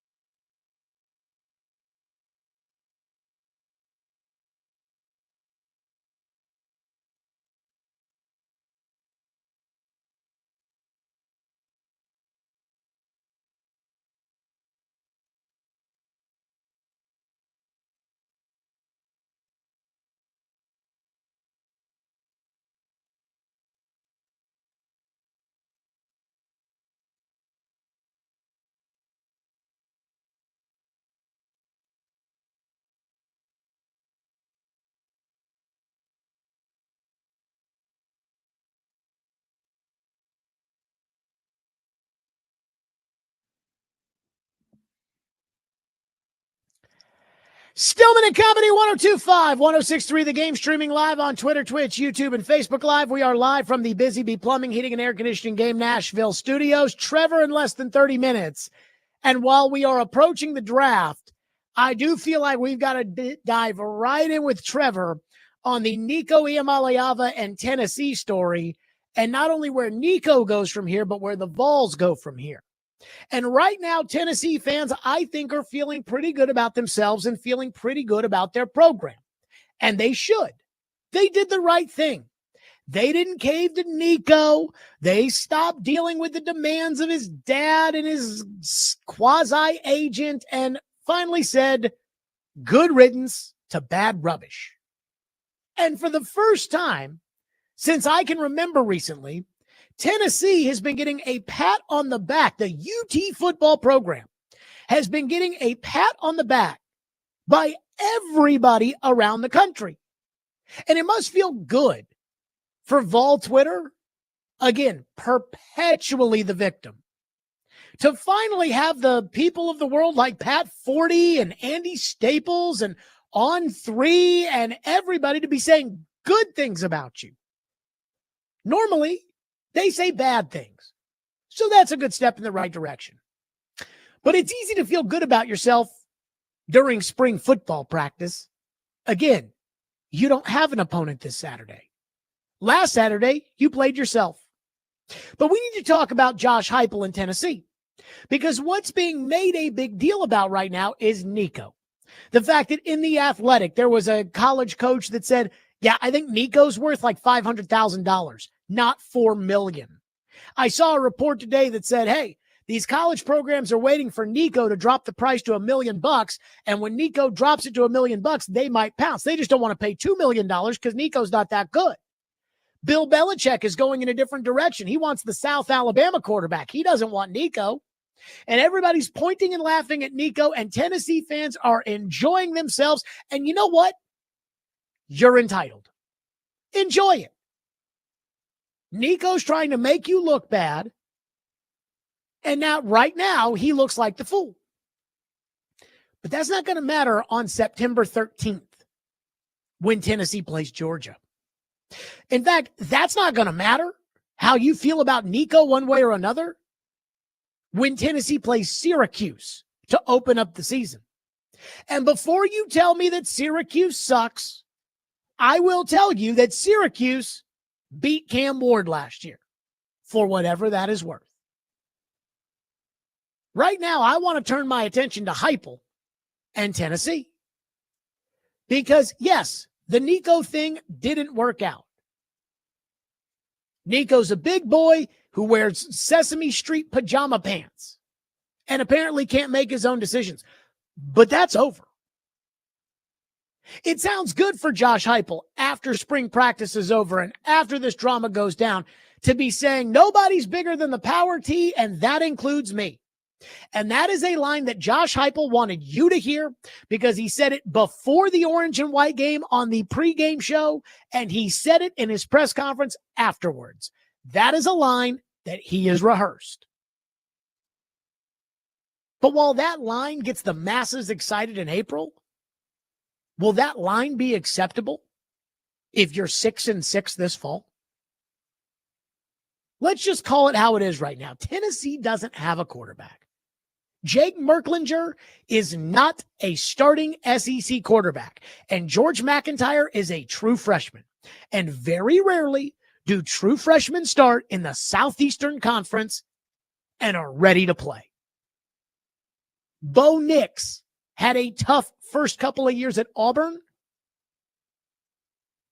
And that, again, different system than what Tennessee runs.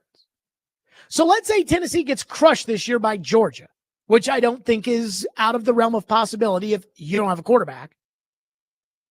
Let's say they get crushed at Bama, which, again, revenge game for Alabama. And Ryan Grubb is the offensive coordinator there now. And Kalen DeBoer, maybe he's got the pulse of his... Again, Kalen DeBoer's won too much to be this crappy, the way that he coached last year at Alabama. And let's say they get crushed by Florida, who right now is a top 20 team.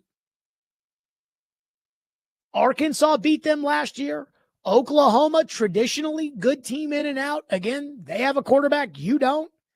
And Vanderbilt. Let's put them on the list because right now, if Vanderbilt played Tennessee today, I would take Vanderbilt. Why? Vandy's got a quarterback. If that's the case, you still have to beat Mississippi State, Kentucky, and Syracuse just to go 6-6.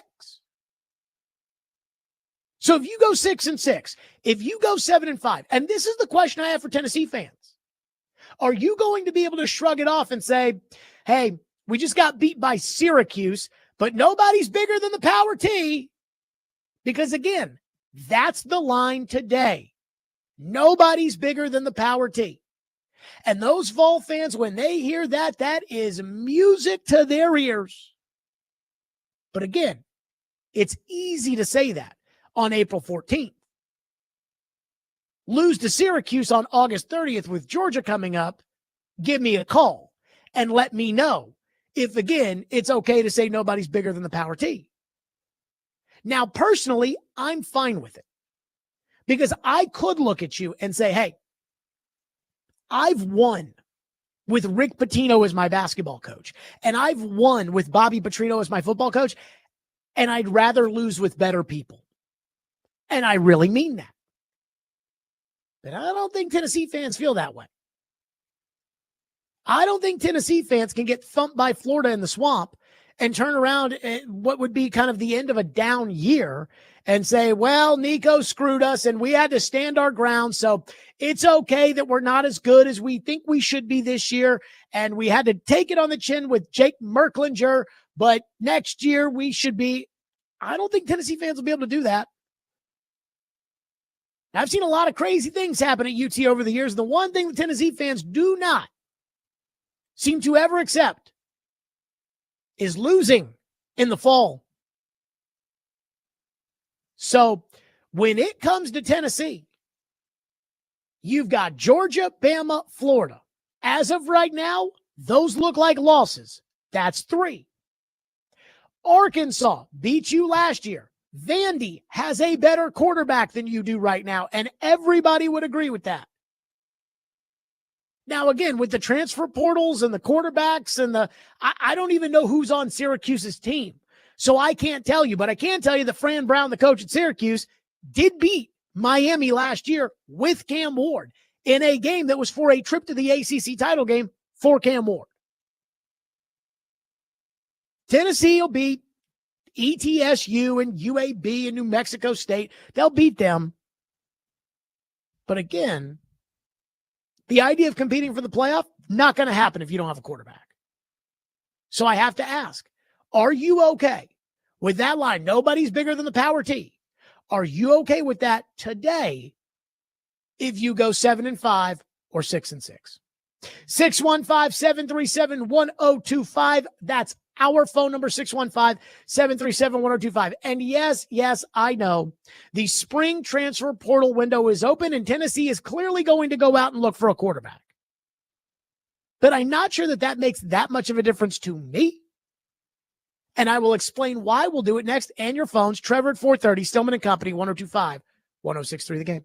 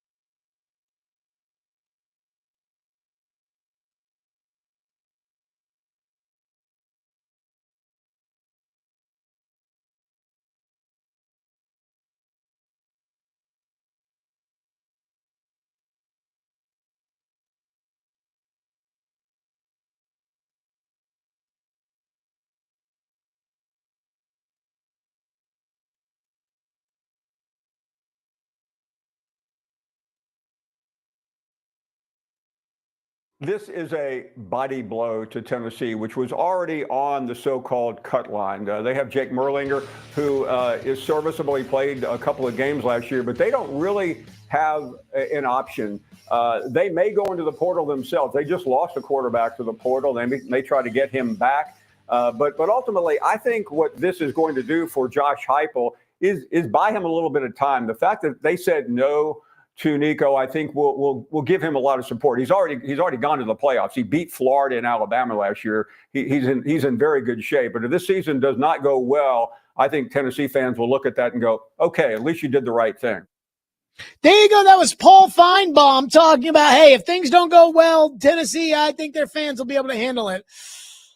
Ooh, I don't know about that. Now, there are going to be a lot of Tennessee fans that say, hey, this spring transfer portal window is open and Tennessee's got the money and they're going to be active and they're going to get a quarterback. And I don't disagree with that.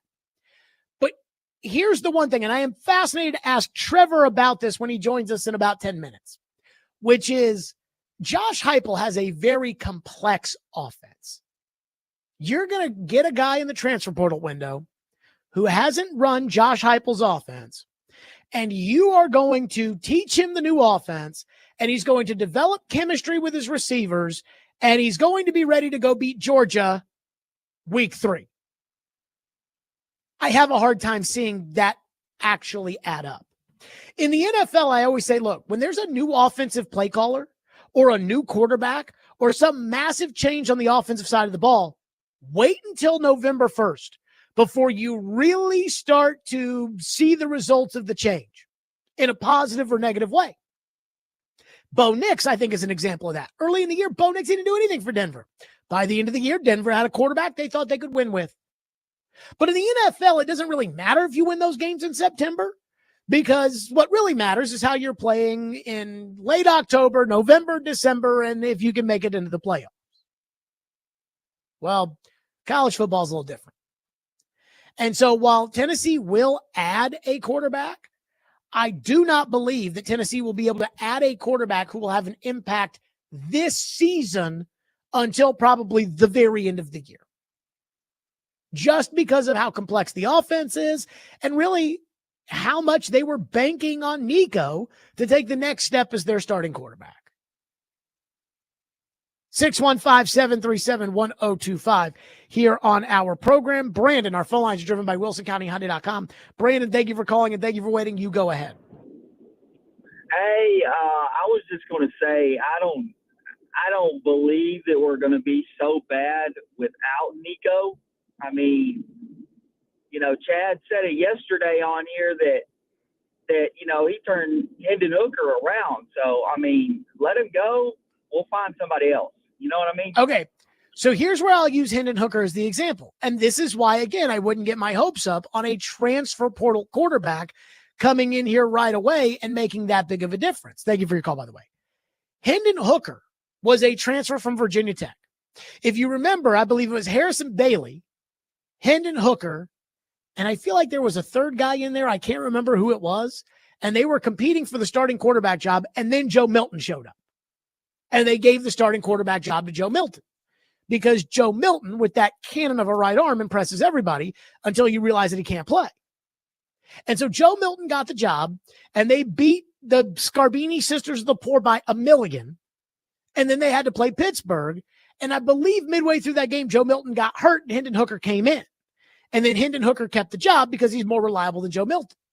Well, Hendon Hooker had a good year in 2021. But it was 2022, the second year in the system, where you could tell that Hendon Hooker and Josh Heupel were attached at the hip. I want to say it was the Kentucky game. You know, the Alabama game is the game everybody remembers because that was such a monumental victory. But the Kentucky game, where Kentucky had a team that people thought might be pretty good, and they came into Lexington, and Tennessee just beat the crap out of them. And I remember Hendon Hooker threw a touchdown pass and ran over to the sideline, and he and Josh Heupel were celebrating and talking, and Heupel had the play sheet over his mouth, and it was almost like you could see. They didn't even have to talk to each other. They could just on command. It looked like it looked like Joe Montana and Bill Walsh. That takes time. And we don't allow time to be a thing anymore in really any football, but especially college football. Now, I was thinking about this because a lot of people are making a big deal about the fact that with Nico transferring out of Tennessee, Arch Manning is now the only top quarterback recruit in the class of 2023 who's still on the same team. And it's like, right, because everybody wants things immediately right now. If you pay a guy to be your quarterback, you don't want him to sit on the bench. Deshaun Watson sat on the bench in favor of somebody named Zach Stroud. Who's that? You want to play right away. And if you're getting paid a bunch of money to play, then the fans expect you to be good right away. The one team that has their quarterback is the Manning family because they're like, yeah, we understand how quarterback development works.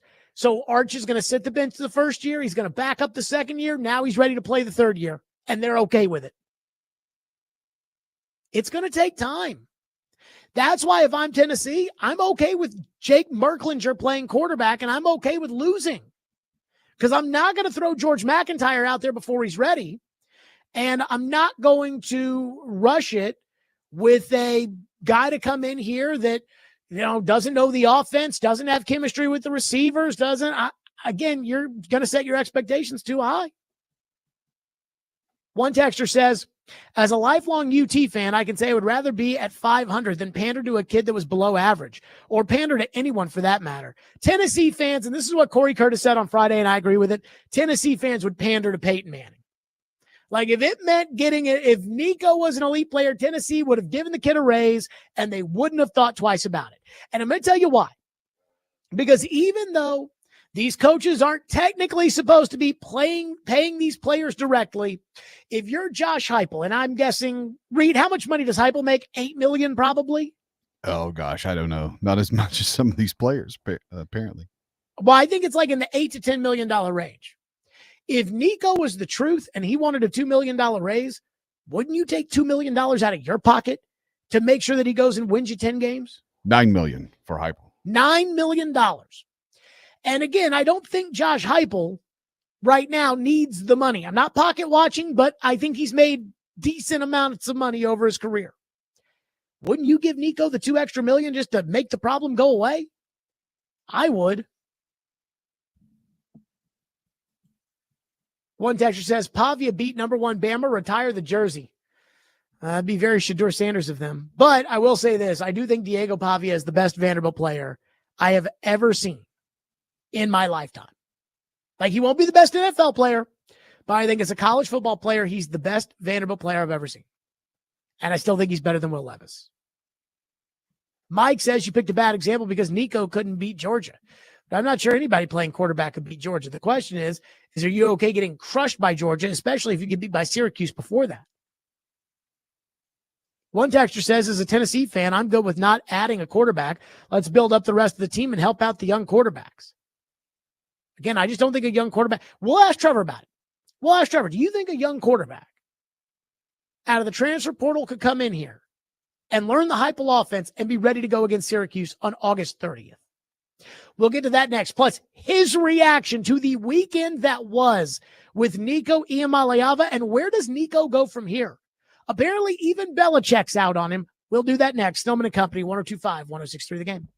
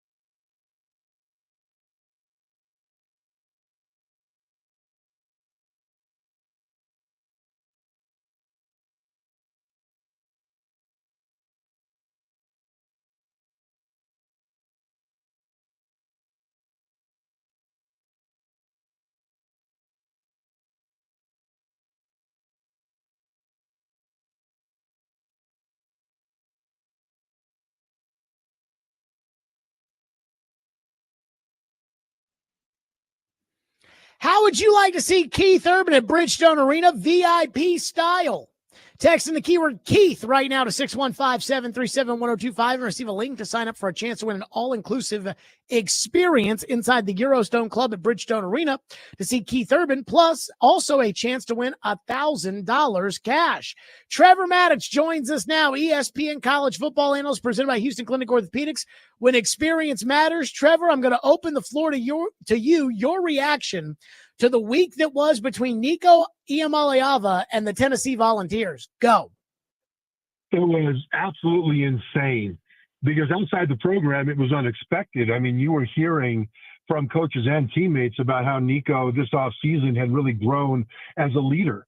And normally that means that everybody's expecting him to take that next step going into the 2025 season. And then all of a sudden, he doesn't show up for the spring game for practice. And then he basically gets kicked out of the program, whether he wanted to leave or not. And that was just leverage, who knows. And then he becomes the face for all of college football's problems with the transfer portal combined with NIL money.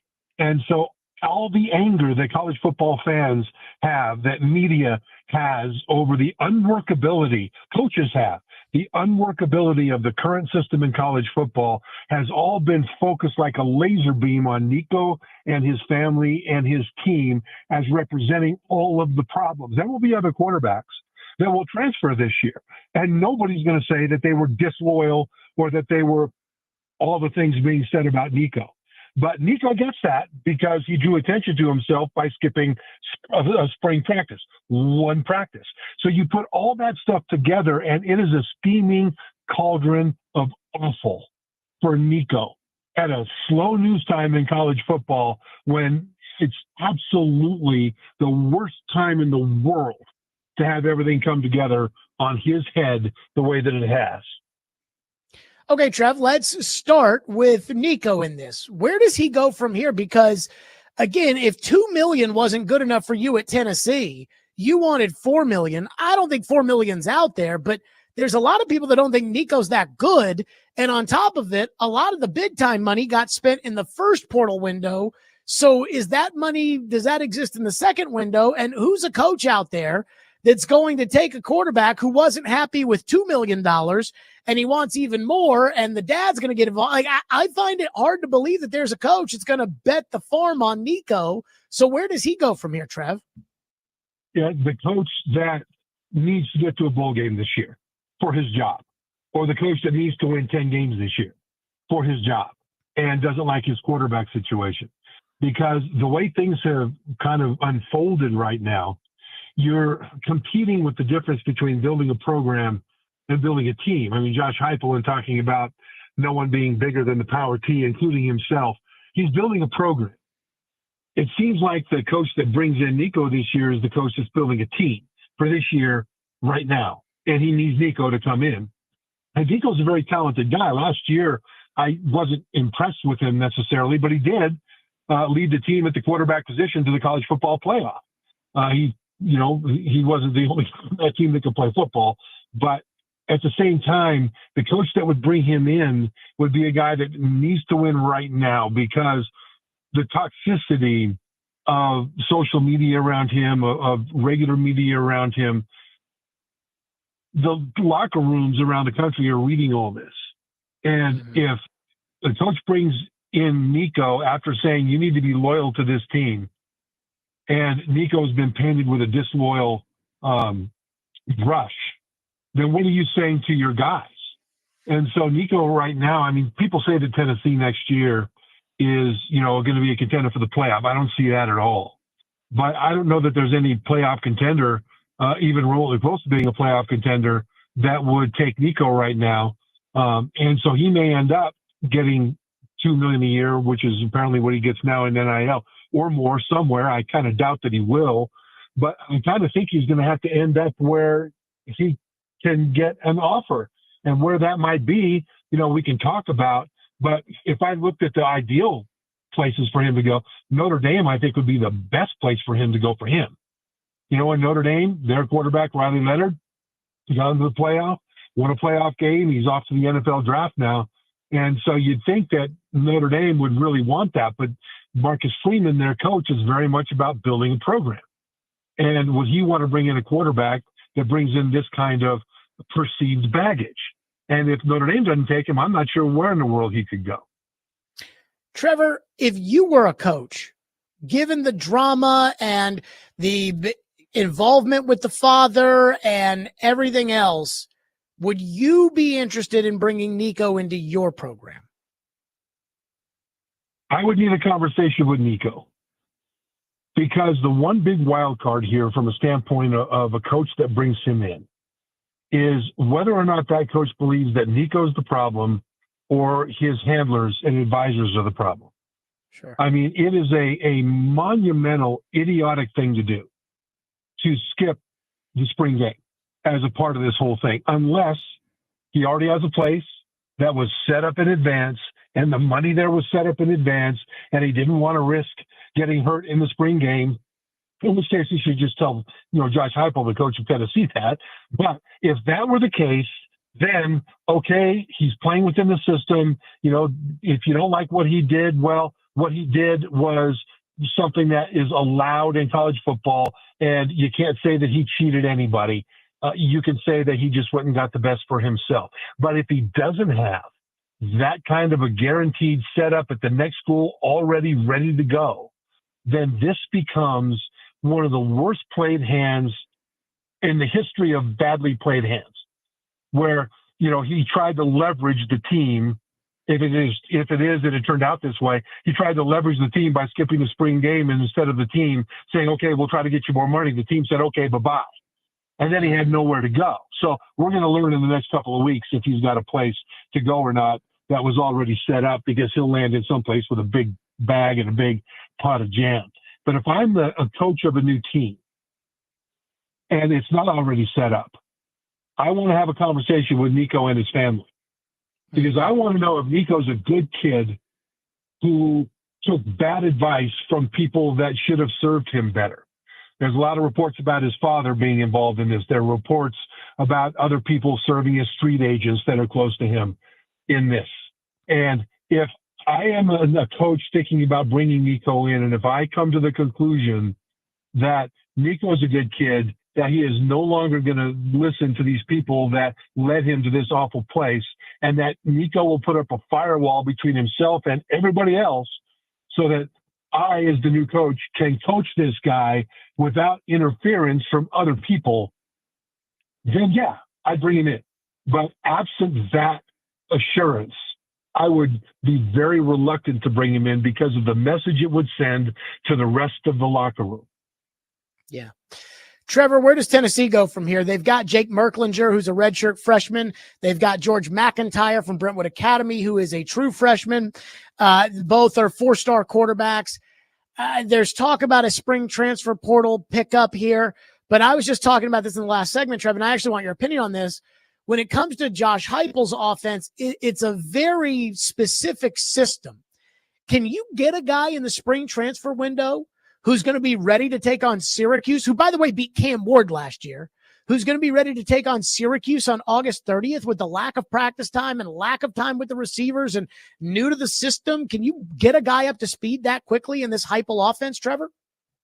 It's very difficult to do, because you can get up to speed in this offense on the whiteboard in the classroom pretty quickly, but you've got to execute it at hyperspeed at times in order for it to work the way it needs to work. That was the problem with Joe Milton, or one of the problems when he was the starting quarterback, that he had a big arm, but he wasn't able to connect with receivers down the field, which is one of the things you need to do. You need to be able to be a serious threat to connect with the vertical throws, or this offense won't work very well. And Joe Milton wasn't able to connect with those. The other thing about Joe Milton is that he wasn't able to run the offense at the up-tempo hyperspeed that at times Josh Heupel wants to use, and Hendon Hooker could. And that was the two differences between Hooker and Milton. Hooker could complete those deep passes regularly, and when it came time to run it at hyperspeed, he could. So the new guy that comes in will have to be able to take the cues from the coach without having time to think about it very long, and then get everybody lined up and go right now and know exactly where to go with the football. And if you can't do that, then the offense won't be able to operate at peak efficiency. And there's some good pie in the sky names out there in terms of prospects to bring in that aren't in the portal right now, but that maybe you could coax into the portal somehow. I mean, one name that's been thrown around is Sam Levitt, who's the quarterback at Arizona that, along with running back Cam Scottaboo, led them to a playoff berth, Arizona State. And, you know, he's a redshirt sophomore, I think, this year. He was phenomenal last year. And I think he'd be an excellent quarterback in the system, but I don't know that he wants to leave Arizona State. I mean, Jaden Rashad is a guy. He's a quarterback that's been around for a while. He most recently, I think, at Georgia, you know, and he's a former 4-star recruit. I mean, he's another guy with a big arm that might be able to come in. But whoever does come in, without the benefit of spring practice, is going to have to pick up in a few weeks in the fall the ability to operate this thing at hyper speed mentally, and then physically be able to connect with those passes down the field. And Tennessee's in trouble right now from a standpoint of their offense because they've lost 3 offensive linemen, their top 3 receivers. Dylan Sampson, the top running back in the NFL, or excuse me, the SEC, statistically, along with now their quarterback, Nico Yamaliava, who's not on the team. So whoever comes in isn't necessarily going to be surrounded with a whole bunch of experienced veterans ready to carry him to success. He's going to have to carry them to success. So this is a really difficult place for Tennessee to be in, where the scholarship quarterbacks on the roster right now have almost zero experience between them. Yeah, they have to go out there with Jake Merklinger, and I don't know how you'd feel about George McIntyre as a true freshman being their starting quarterback, but let's say they go out there with Merklinger, who it seems like is probably a backup quarterback. Do they have any shot this season of having a successful year? I would say no right now. Nothing against Merklinger. Maybe he will flourish. I mean, he's got time in the system, and certainly that gives him an edge. And that's a good thing. The question is, will he be able to turn that into a winning scenario without the advantage that Nico had? With those 3 offensive linemen that are now leaving, Nico had one of the best offensive lines in the SEC and one of the better offensive lines in the nation. And really last year, they didn't trust Nico a lot. Early in the season, in the non-conference games, they lit everybody up. But then when they got into SEC play, the coaches didn't let him throw a whole lot. They went to play at Oklahoma, not a very good team, and they ran the ball more times than they threw it. And that was kind of weird to me. And then that happened a bunch of times over the course of the rest of the season. And when you have a great running game, you rely on that running game. I get that. But if you've got a great quarterback to go with the top statistical rushing attack in the SEC, then you should also expect to see a whole lot more deep connections down the field on play action pass that Tennessee was able to show even with Nico. Well, they right now, on paper, heading into next season, are not going to have anywhere near the dominant running attack that they had last year with Dylan Sampson and that great offensive line. And so whoever does come in doesn't only have to learn the system. He won't have the luxury that Nico had last year of leaning on the running attack while he's getting up to speed, while he's developing as a quarterback in this system. Yeah. Trevor Matich is with us, presented by Houston Clinic Orthopedics, when experience matters. The Titans may be interested in another position in the draft. We'll get Trevor's thoughts on that next. Stillman & Company, 102.5, 106.3 The Game.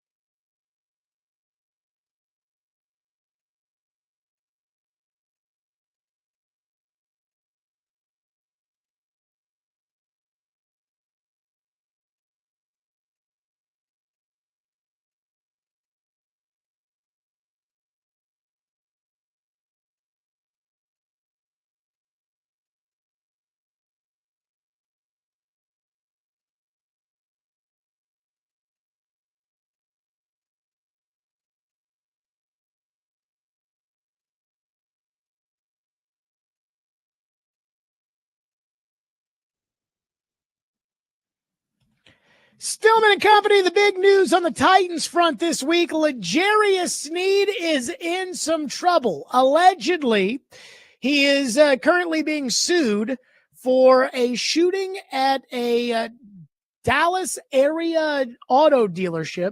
L'Jarius Sneed in his Lamborghini SUV pulled up and fired shots into an alleged victim who is suing L'Jarius Sneed civilly, but there are charges that he is facing criminally. This happened on December 6th. The Titans had a game on December 8th. Sneed was on IR at the time. The Titans haven't said anything other than we're handing it over to the league, and I think that's good news because, again, if Sneed does get suspended under the personal conduct policy by Commissioner Roger Goodell, the guarantees in the contract void, and the Titans could release L'Jarius Sneed and keep all of the money and get rid of that bad knee. So Trevor Maddich is with us, presented by Houston Clinic Orthopedics, when experience matters. Trevor, I think that corner is now a need for the Titans. Clearly, they're going to go Cam Ward at number one. But there are a bunch of corners that should be available right around the top of the second round, whether it's Siobhan Revell out of East Carolina, Trey Amos out of Ole Miss, Maxwell Hairston out of Kentucky.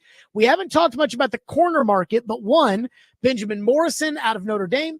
Trev, do you think the Titans should be looking corner as far as L'Jarius Sneed is concerned with this incident? And what do you think of the corners?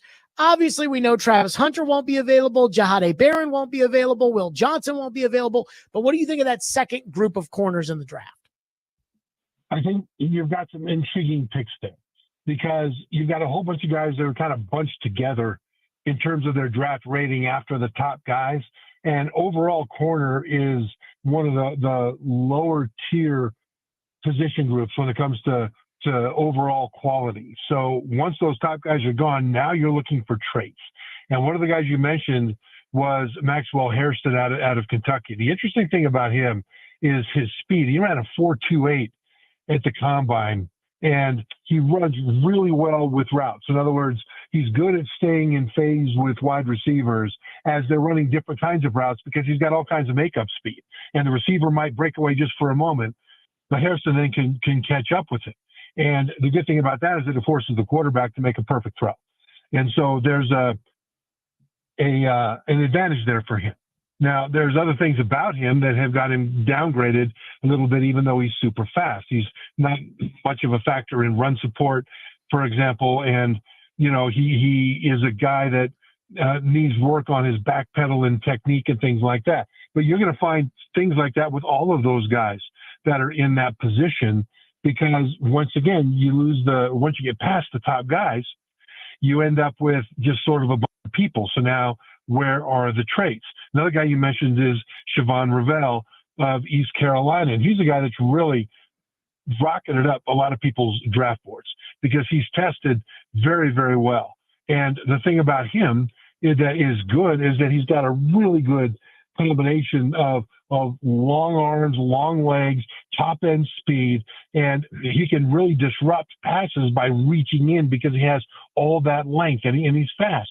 But then again, he also is a guy that's kind of raw when it comes to his technique. So if you're looking for a guy that's got a lot of length and can disrupt because of that, then you're looking for a guy like Revell. If you're looking for a guy with a lot of raw speed, then you're looking for a guy like Hairston. By the way, Revell is 6'2", 194. He's a really big guy. Hairston is 5'11", 183. So Hairston, the speed guy, Revell, the length guy. So which guy do you think you can coach up the best around the traits that you want to draft? And those are two guys that are examples of having great traits, but they need coaching up.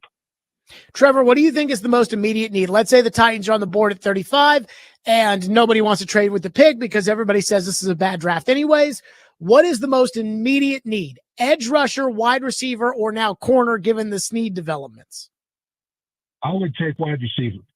And I think they're more likely to get a wide receiver that can help early. Now, wide receiver is a tough position to come into the NFL and have an impact early, but you can help them by limiting some of the game plan aspects that they're asked to learn and then add to it little by little. But there's going to be, I believe, some wide receivers that will be tremendous upgrades to that position. And if they do draft quarterback Cam Ward with the first pick, they've already upgraded the offensive line in spectacular fashion. Now they need to get him weapons. And edge rusher is critical. Corner is going to be critical. All that stuff is great. But if you're going to build around Cam Ward, then the first thing you need to do is allow Cam Ward to have a first gear and a second gear and a third gear so he can get some traction and get going in the form of weapons that he can throw to. Trevor, when it comes to the edge rushers in this draft, we know the guys at the top, they won't be there for the Titans, the Abdul Carters of the world.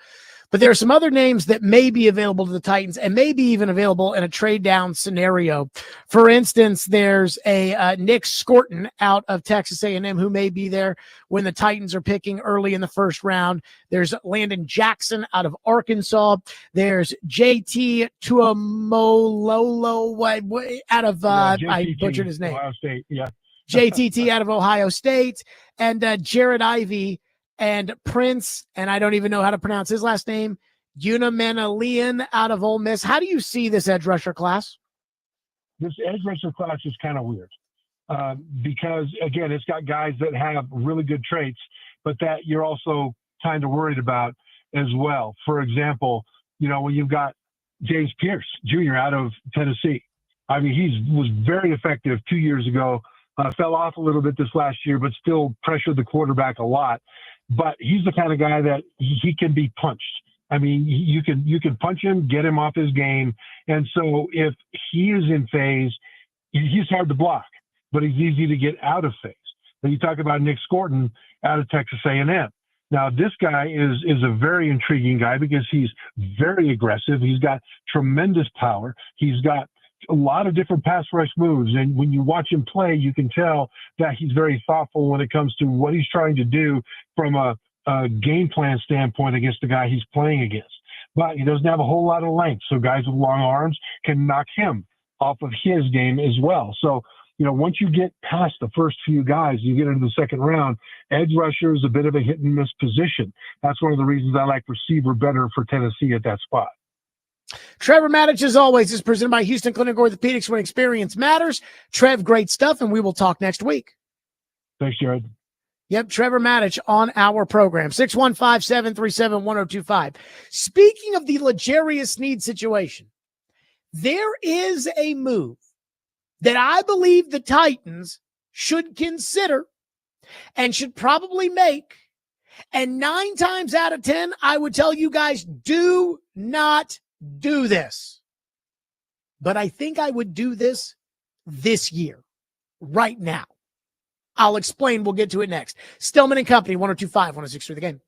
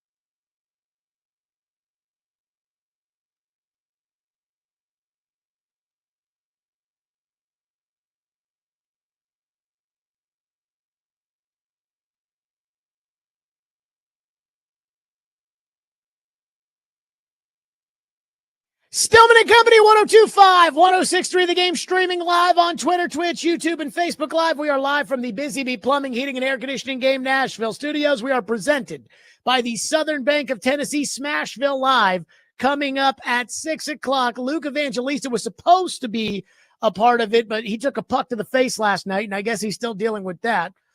Keep his mug in our prayers. But Matthew Wood, the Predators' former first-round pick who's made his NHL debut recently, got his first NHL point. He will be the guest of honor with Hal and Max. That is coming up, I believe, Reed, at Brewhouse 100, I think is where Smashville Live is going down today, out in Bellevue. Yes, that's the location. Okay, so Max and Hal, get your tushies on out there for the final Smashville Live of the year. Barry Trotz, who typically joins us at 5 o'clock on a Tuesday, will join us at 5 o'clock tomorrow. And we got a lot to get into with Barry. But the news of the day, again, we are following the developing L'Jarius Sneed, Houston, Texas, December 6th shooting. And what is alleged is that L'Jarius Sneed and an accomplice fired shots from L'Jarius Sneed's Lamborghini into the Auto Mart in Houston. Excuse me, I say Houston, it's Dallas. In Dallas on December 6th around 3 o'clock. The alleged victim has sued L'Jarius Sneed civilly, and there are pending criminal charges. I have seen the redacted police report, which is pretty much completely redacted. But it is aggravated assault with a deadly weapon. That is a serious crime. And so I believe what's in the best interest of the Titans is to move on from L'Jarius Sneed. And the way they're going to do this is they're going to put him on the commissioner's exempt list, which means that he will not count against the roster while Commissioner Roger Goodell decides what to do with him. Roger Goodell, as we all know, is within his right to suspend L'Jarius Sneed however he sees fit. And that is regardless of what comes of these criminal charges or what happens in the civil trial.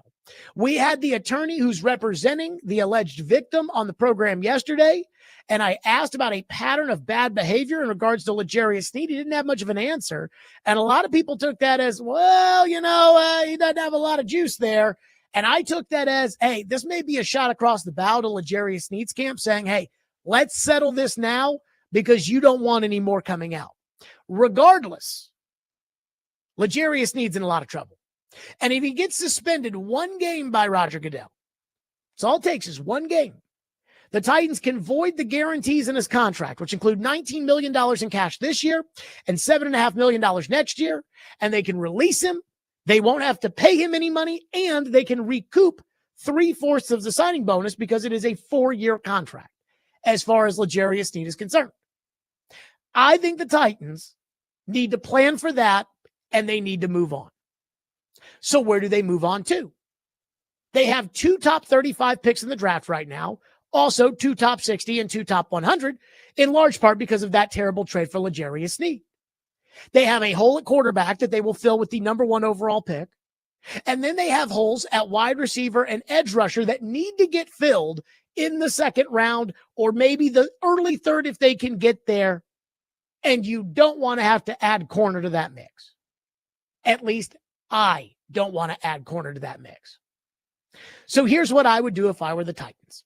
9 times out of 10, I would say, do not do this. But this is the exception.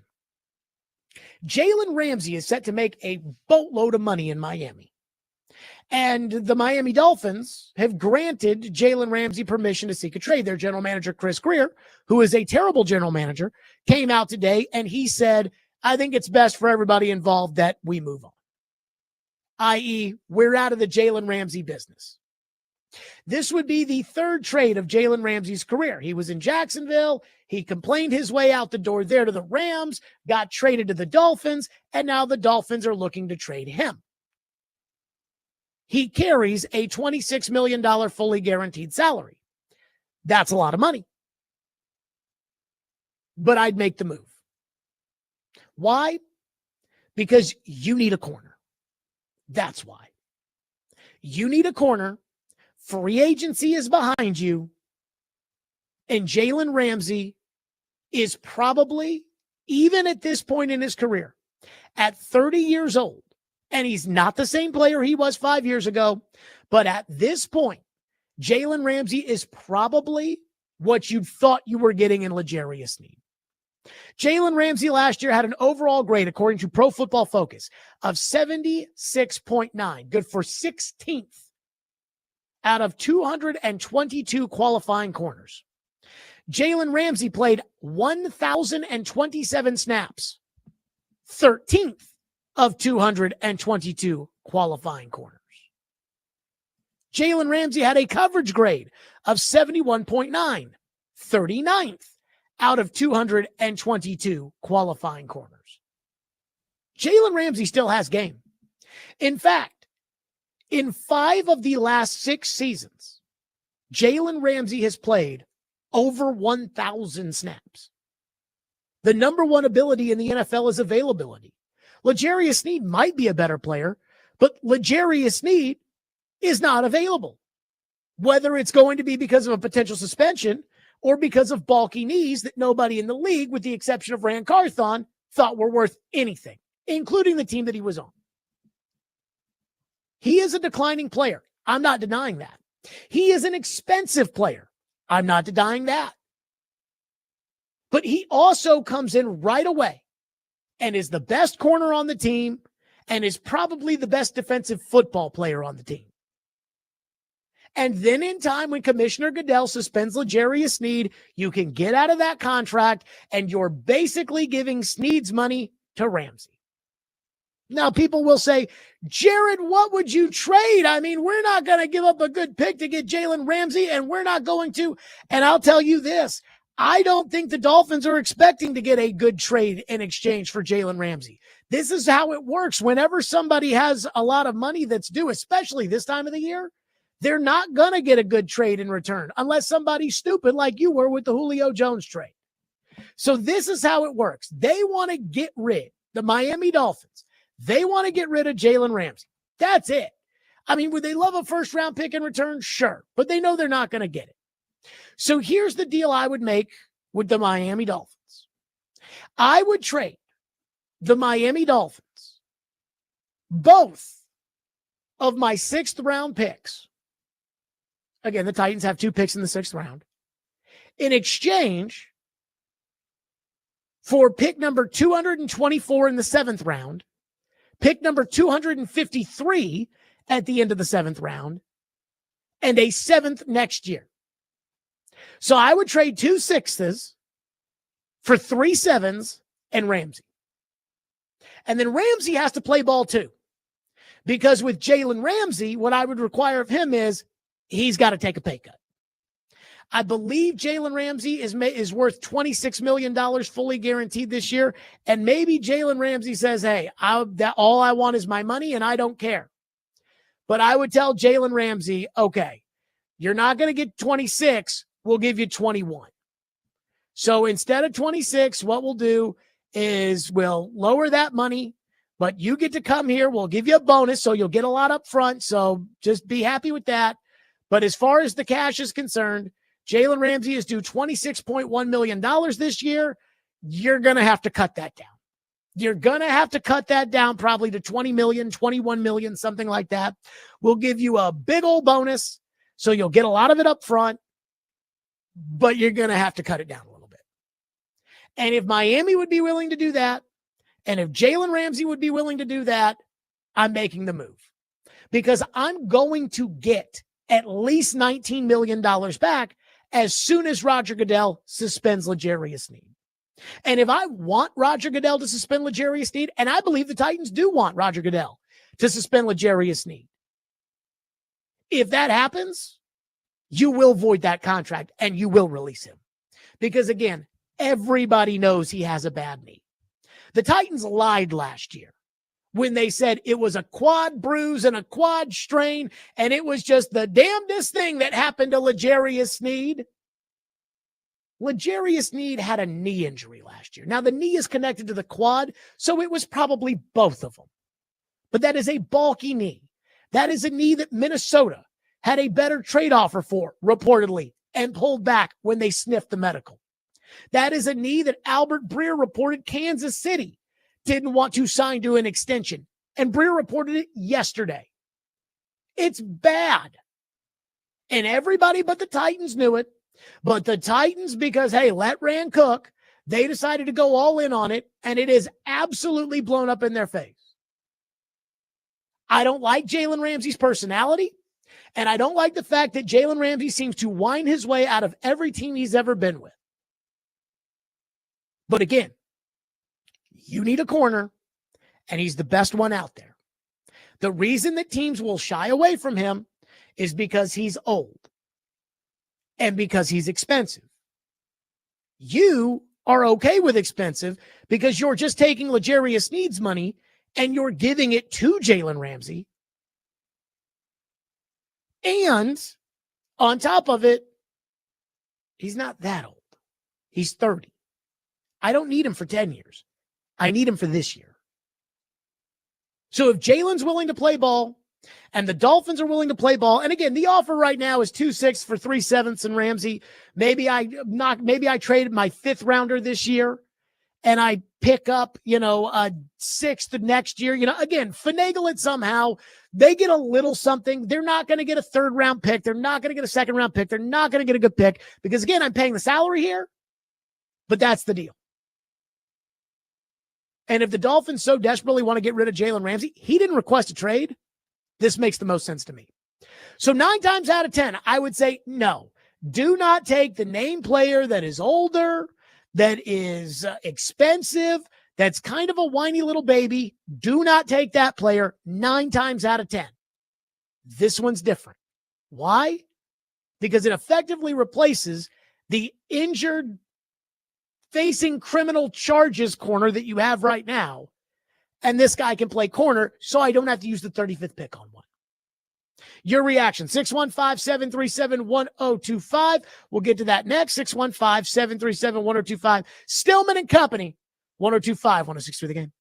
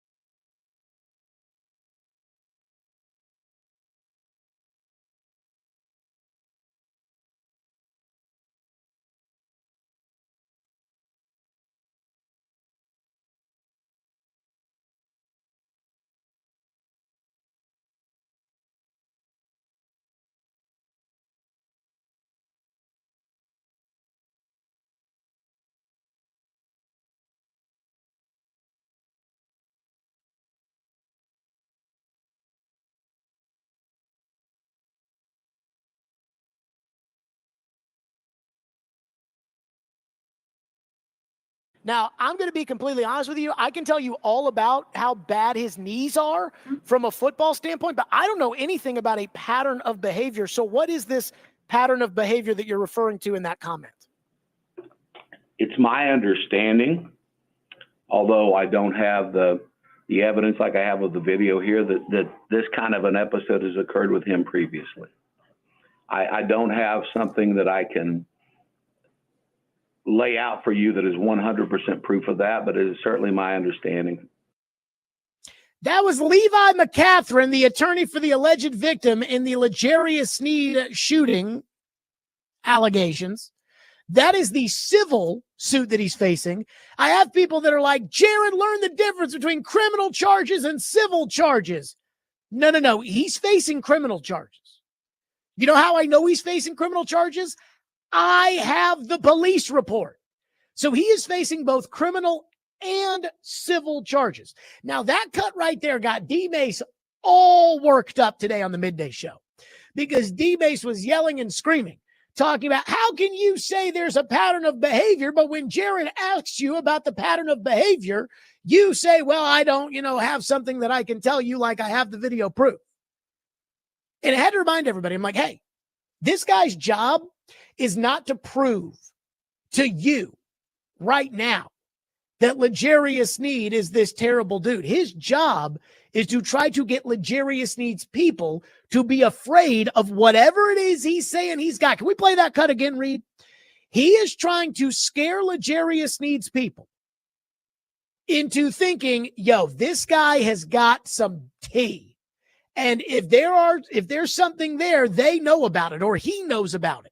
And it's like, do you want this coming out or would you rather settle so this all goes away? Again, this sounds to me more like a threat than it does like an accusation with no proof. Now, I'm going to be completely honest with you. I can tell you all about how bad his knees are from a football standpoint, but I don't know anything about a pattern of behavior. So what is this pattern of behavior that you're referring to in that comment? It's my understanding, although I don't have the evidence like I have with the video here, that this kind of an episode has occurred with him previously. I don't have something that I can lay out for you that is 100% proof of that, but it is certainly my understanding. It is my understanding that I've got something else. Again, Levi McCatherine has represented Jerry Jones. He's represented Dak Prescott. He's represented the Tiger King. You think he knows how to use a PI? So I hear that as a threat. So that makes me think there might be more there. And again, my solution, wait for the commissioner to suspend him and release L'Jarius Sneed and get my guaranteed money back and then turn around, swap day 3 picks with the Dolphins, get Jalen Ramsey, get him to take a little bit of a pay cut and give him L'Jarius Sneed's money. That's my solution. If it was, hey, let's go get Jalen Ramsey and let's give up a 2nd round pick, no. If it was, hey, let's go get Jalen Ramsey and this is independent of L'Jarius Sneed, no. Not interested in that. But you need somebody to play corner. Jalen Ramsey can still play corner. And the most important thing that you cannot argue this year about L'Jarius Sneed, that you all argued with me last year about L'Jarius Sneed, is this. Jalen Ramsey plays 1,000 snaps a season. L'Jarius Sneed was hurt all last year. Phone line driven by WilsonCountyHunter.com, 615-737-1025 here on our program. If you want to weigh in, one tester says, let's spend a bunch of money on a player for a team that everyone knows is going to suck. Yay! Let me tell you this. You want to win games next year. Like we have a pretty good idea that the Titans are going to be bad next year, but that's not written in stone. And if the Washington Commanders are proof of anything, it's that if you get the right quarterback and you make the right moves and you bring in the right people, which I'm not convinced the Titans have done, but if you do that, you can turn things around pretty quickly in the NFL. I'm actually saying, let's go get a corner who actually plays at a high level. Again, according to Pro Football Focus, Jalen Ramsey, 16th out of 222 qualifying corners. Let's go get one of the top 16 corners in the league. Let's pay him again, what we were basically going to pay L'Jarius Sneed anyways. Let's get rid of L'Jarius Sneed, and then let's be set at that corner, be set at the other corner with Brownlee, be set in the nickel with McCreary, and try to build a team around Cam Ward. So now I can use the 35th draft pick on a receiver to help out Cam Ward, or I can use the 35th draft pick on an edge rusher who might be able to develop into a star. Because what is the option at corner if Sneed's not out there? And what is the likelihood that Sneed is going to be out there, given the fact that Sneed's got a bad knee and Sneed's already facing criminal charges, facing a civil suit, and it sounds like the guy suing him has some more information in the kitty. That's why you'd spend the money on Ramsey. Again, 9 times out of 10, when you guys say, Jared, we need Antonio Brown. Jared, we need Jadeveon Clowney. Jared, we need Julio Jones. Jared, we need 9 times out of 10. I'm like, no, you don't. That's a name. That guy's not that good. That guy's not. Jalen Ramsey's fine. Again, Pro Football Focus says he's the 16th highest rated corner in the NFL. I'll take their word for it simply because I'm not going to go watch Jalen Ramsey tape. Jalen Ramsey played 1,000 snaps last year. He basically plays 1,000 snaps every year. And I'm taking Sneed's money and giving it to him. And I need somebody to play that position, and I don't want to use a draft pick. Maddie says, I freaking love the Ramsey solution. Let Stilly cook. Again, I know that everybody, and I'm not claiming that I should be general manager. I am absolutely not doing that. But I will say this. I mean, I first guessed them on a lot of stuff over the last couple of years. Fair. They drafted J.C. Latham to play left tackle. And I said, he's a right tackle. And everyone said, but Bill Callahan, he thinks he can play left tackle, Jared, and you don't know what you're talking about. And immediately somebody else comes in here and they're moving J.C. Latham to right tackle. Told you all about Sneed's knees. Told you when they signed Mason Rudolph, you need a good backup quarterback for Will Levis because Levis is going to get hurt. It's inevitable. I'm pretty sure I could have done better than what they did, which was the worst team in the league. And I really, truly mean that. Again, not to say I should be GM, but I think I'm better than them, or at least better than the one that they used to have. And again, the guy that's in charge now was hired by the guy they fired who got them in this mess to begin with. And I want to know, again, like, what is this guy's culpability when it comes to the just boneheaded bullcrap moves that were made under Rand Carthon's watch? What is Chad Brinker's culpability in all of this? Kevin says, that's an awful lot of ifs and buts. Even if Sneed can be released, I wouldn't give a bag of potato chips for a $26 million Jalen Ramsey. Okay, well, first of all, I said Jalen Ramsey got to take a pay cut. But more importantly, to me, there's not a lot of ifs and buts. You know what I'm fascinated by, and I'm sure Kaharski will make this about me. So I'm sure that they'll ask Kaharski about an opinion piece that he wrote at his website yesterday, where he said that he doubts that the Titans, he doubts that L'Jarius Sneed will be suspended. And I'm like, how? Like, the guy's got video proof of them shooting up a car dealership. I feel like Roger Goodell is going to suspend you at least a game for that. And all it has to be is one game. That's all it has to be. And then you can, unless the Titans were stupid enough to give him a contract like Deshaun Watson, where you literally cannot get out of the guaranteed money, then the Titans can void the guarantees and move on tomorrow. I would love to know why PK is so convinced that L'Jarius Sneed is not getting suspended. Again, he's going to turn this into something about me. He's going to say something like, well, he does that because he used to work with Floyd Reed. Again, I talk to people in the league. I talk to an agent in the league. I talk to people in the league with the Titans. Like, I've talked to a lot of people about this kind of stuff. So I want to know why he's so sure that he's not going to get suspended. I think he probably is getting suspended. And when he gets suspended, you get your out. And then I go spend the money on someone who doesn't get suspended. Ramsey. He might be a pain in the ass, but at least he's not allegedly shooting up car dealerships. One texter says, I would trade 35 and 188 for 48 and 98 and Ramsey. It gives Ramsey the value of an early 5th round pick, and the Titans would pick up an extra top 100 pick. Well done, Ryan. Again, works for me. Some sort of pick swap so that you don't totally get porked on it.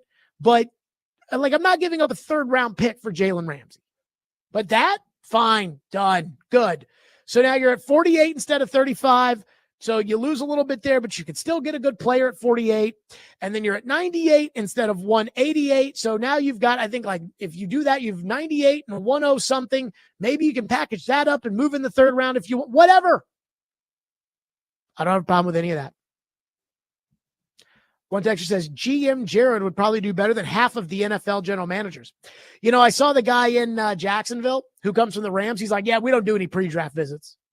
And it's like, well, the Rams don't do any pre-draft visits. Now, the Rams draft well. And I don't know what their secret sauce is. But everybody gets out of doing things that everybody else does. Pro day workouts and pre-draft visits. And they say, well, the Rams don't do it, so we don't have. But remember when the Titans didn't go to the Senior Bowl and they argued, oh, it's because we don't have to. The Rams don't go. Good luck, Jacksonville. Good luck becoming the Rams.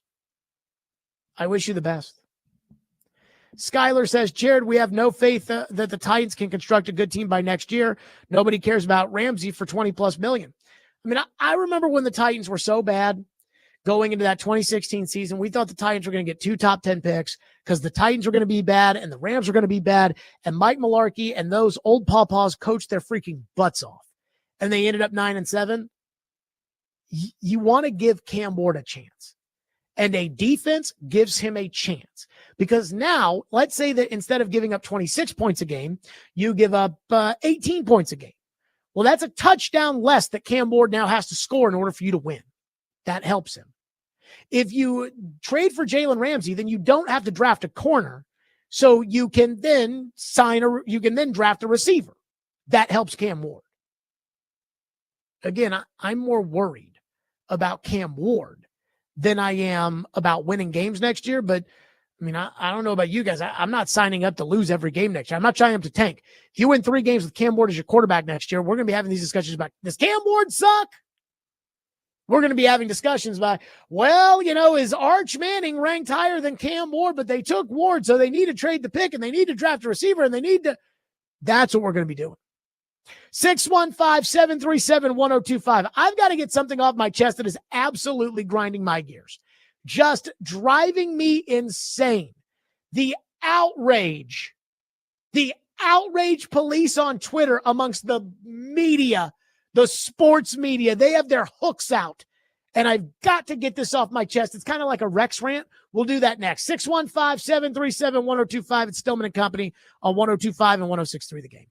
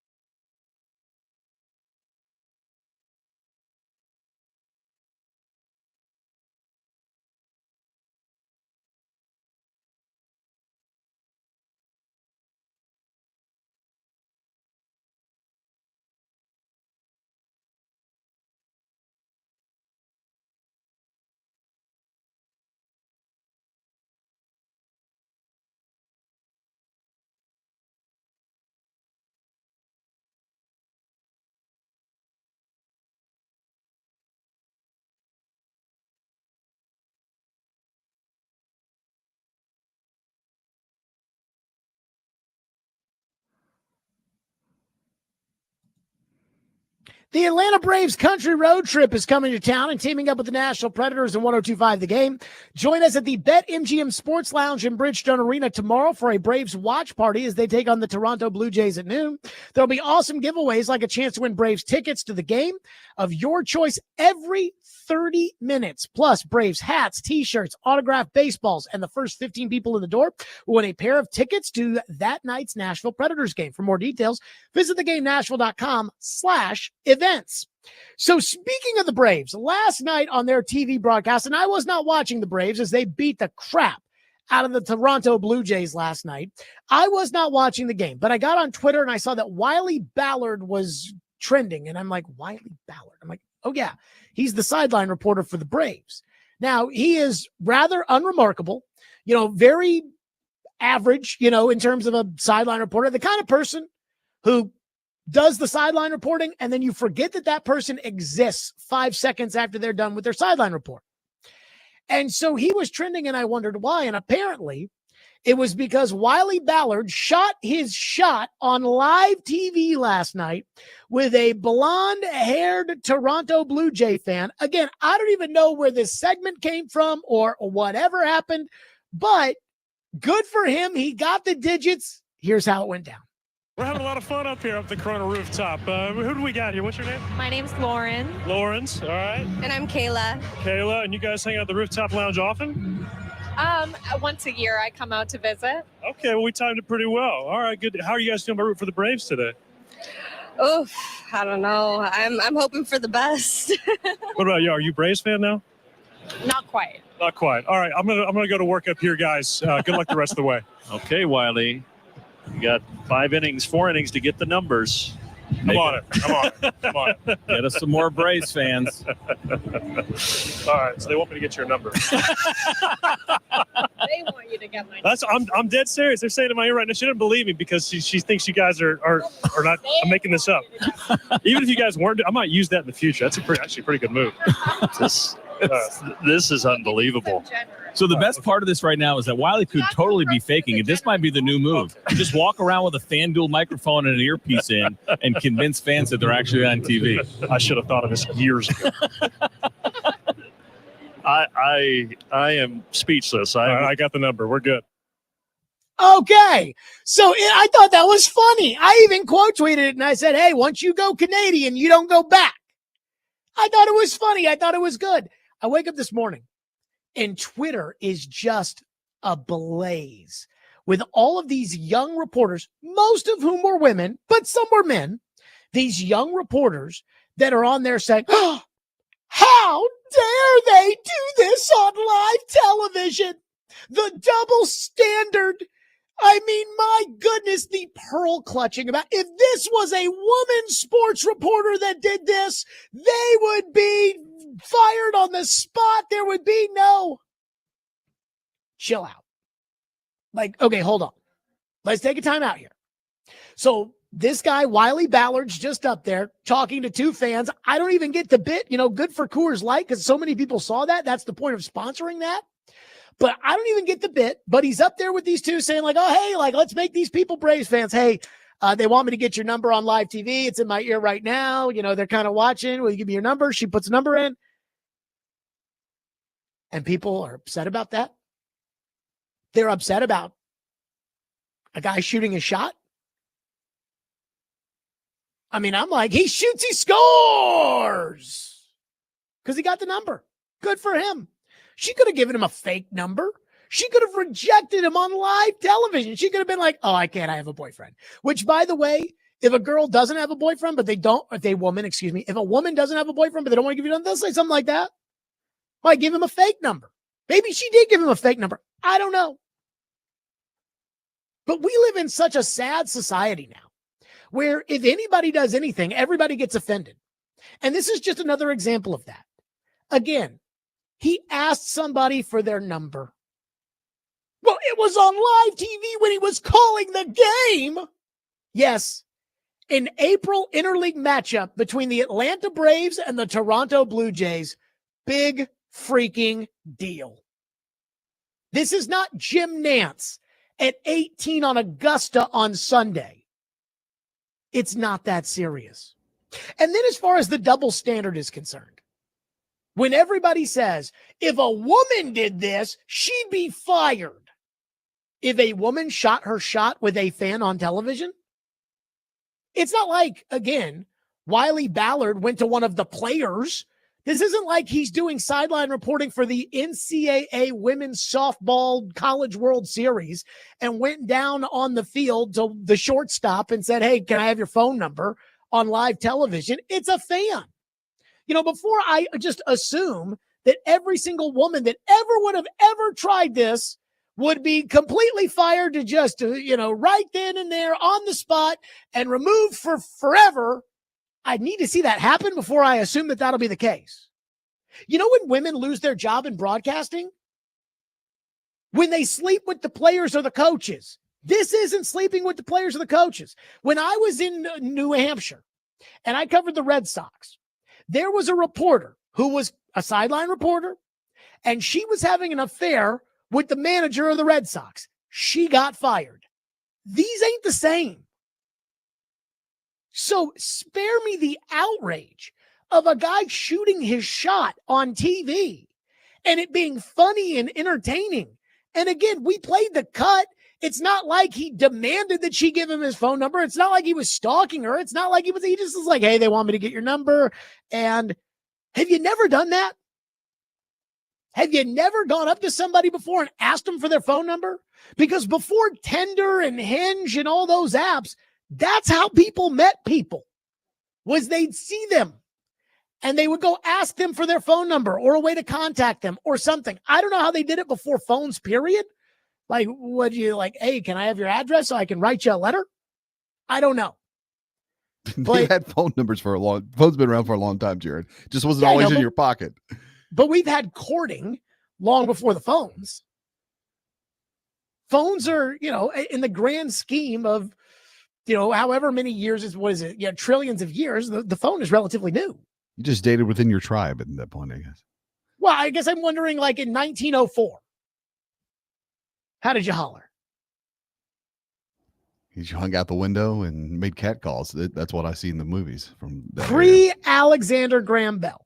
How did you, again, I'm not going to be upset about this. In fact, I'm happy for him. I found it very cringeworthy because I was just thinking to myself, watching this play out, how sad it was that in 2025 that those ladies had to sit there and be subjected to that guy's voice. Like, how does that guy have a job in broadcasting? He sounds like Luke Bryan's cousin. Is this nepotism? This is how we got this job? Like, our standards for broadcasting have fallen just as much as our standard for what we tolerate between appropriate behavior between a single man and what I'm assuming is a single woman. I don't want to take a pot shot at the FanDuel Sports Network, but they're not doing well financially right now. And so it's not like, again, no disrespect to Wiley Ballard. And again, shoot, good for him. But it's not, again, like this is Armin Katayan that is up there doing this. It's just, it's fine. I mean, the amount of people that are like, oh, how dare they? How dare they? If a woman did this, she'd be fired.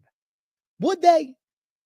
And again, Lindsay Rowley's personal life's her personal life, and I don't even know anything about her personal life. I love Lindsay. I think she's great. But let's just say tomorrow night, if Lindsay Rowley shot her shot on the Preds broadcast on FanDuel Sports Network, she shot her shot with some guy in the audience because she thought he was good looking or whatever.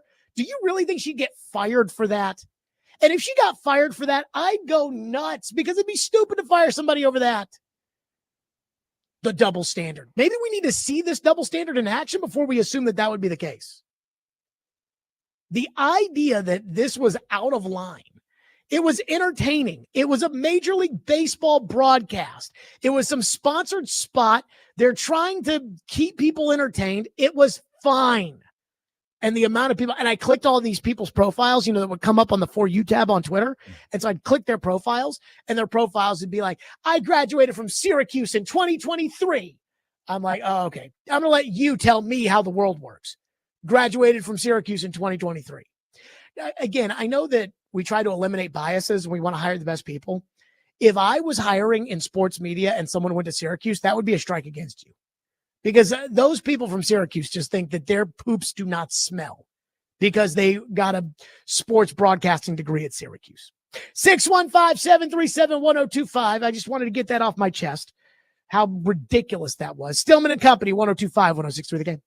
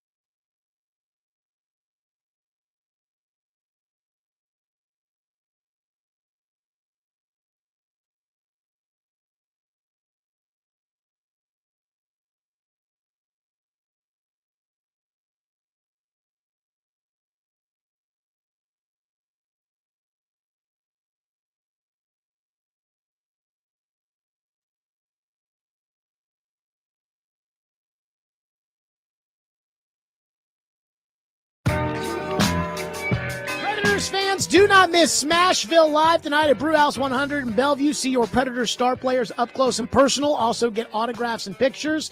And Matthew Wood will be the Preds player guest tonight on Smashville Live. It was supposed to be Luke Evangelista and Matthew Wood, but Evangelista took a puck to the face, and I guess is still dealing with the fallout of that. Poor guy.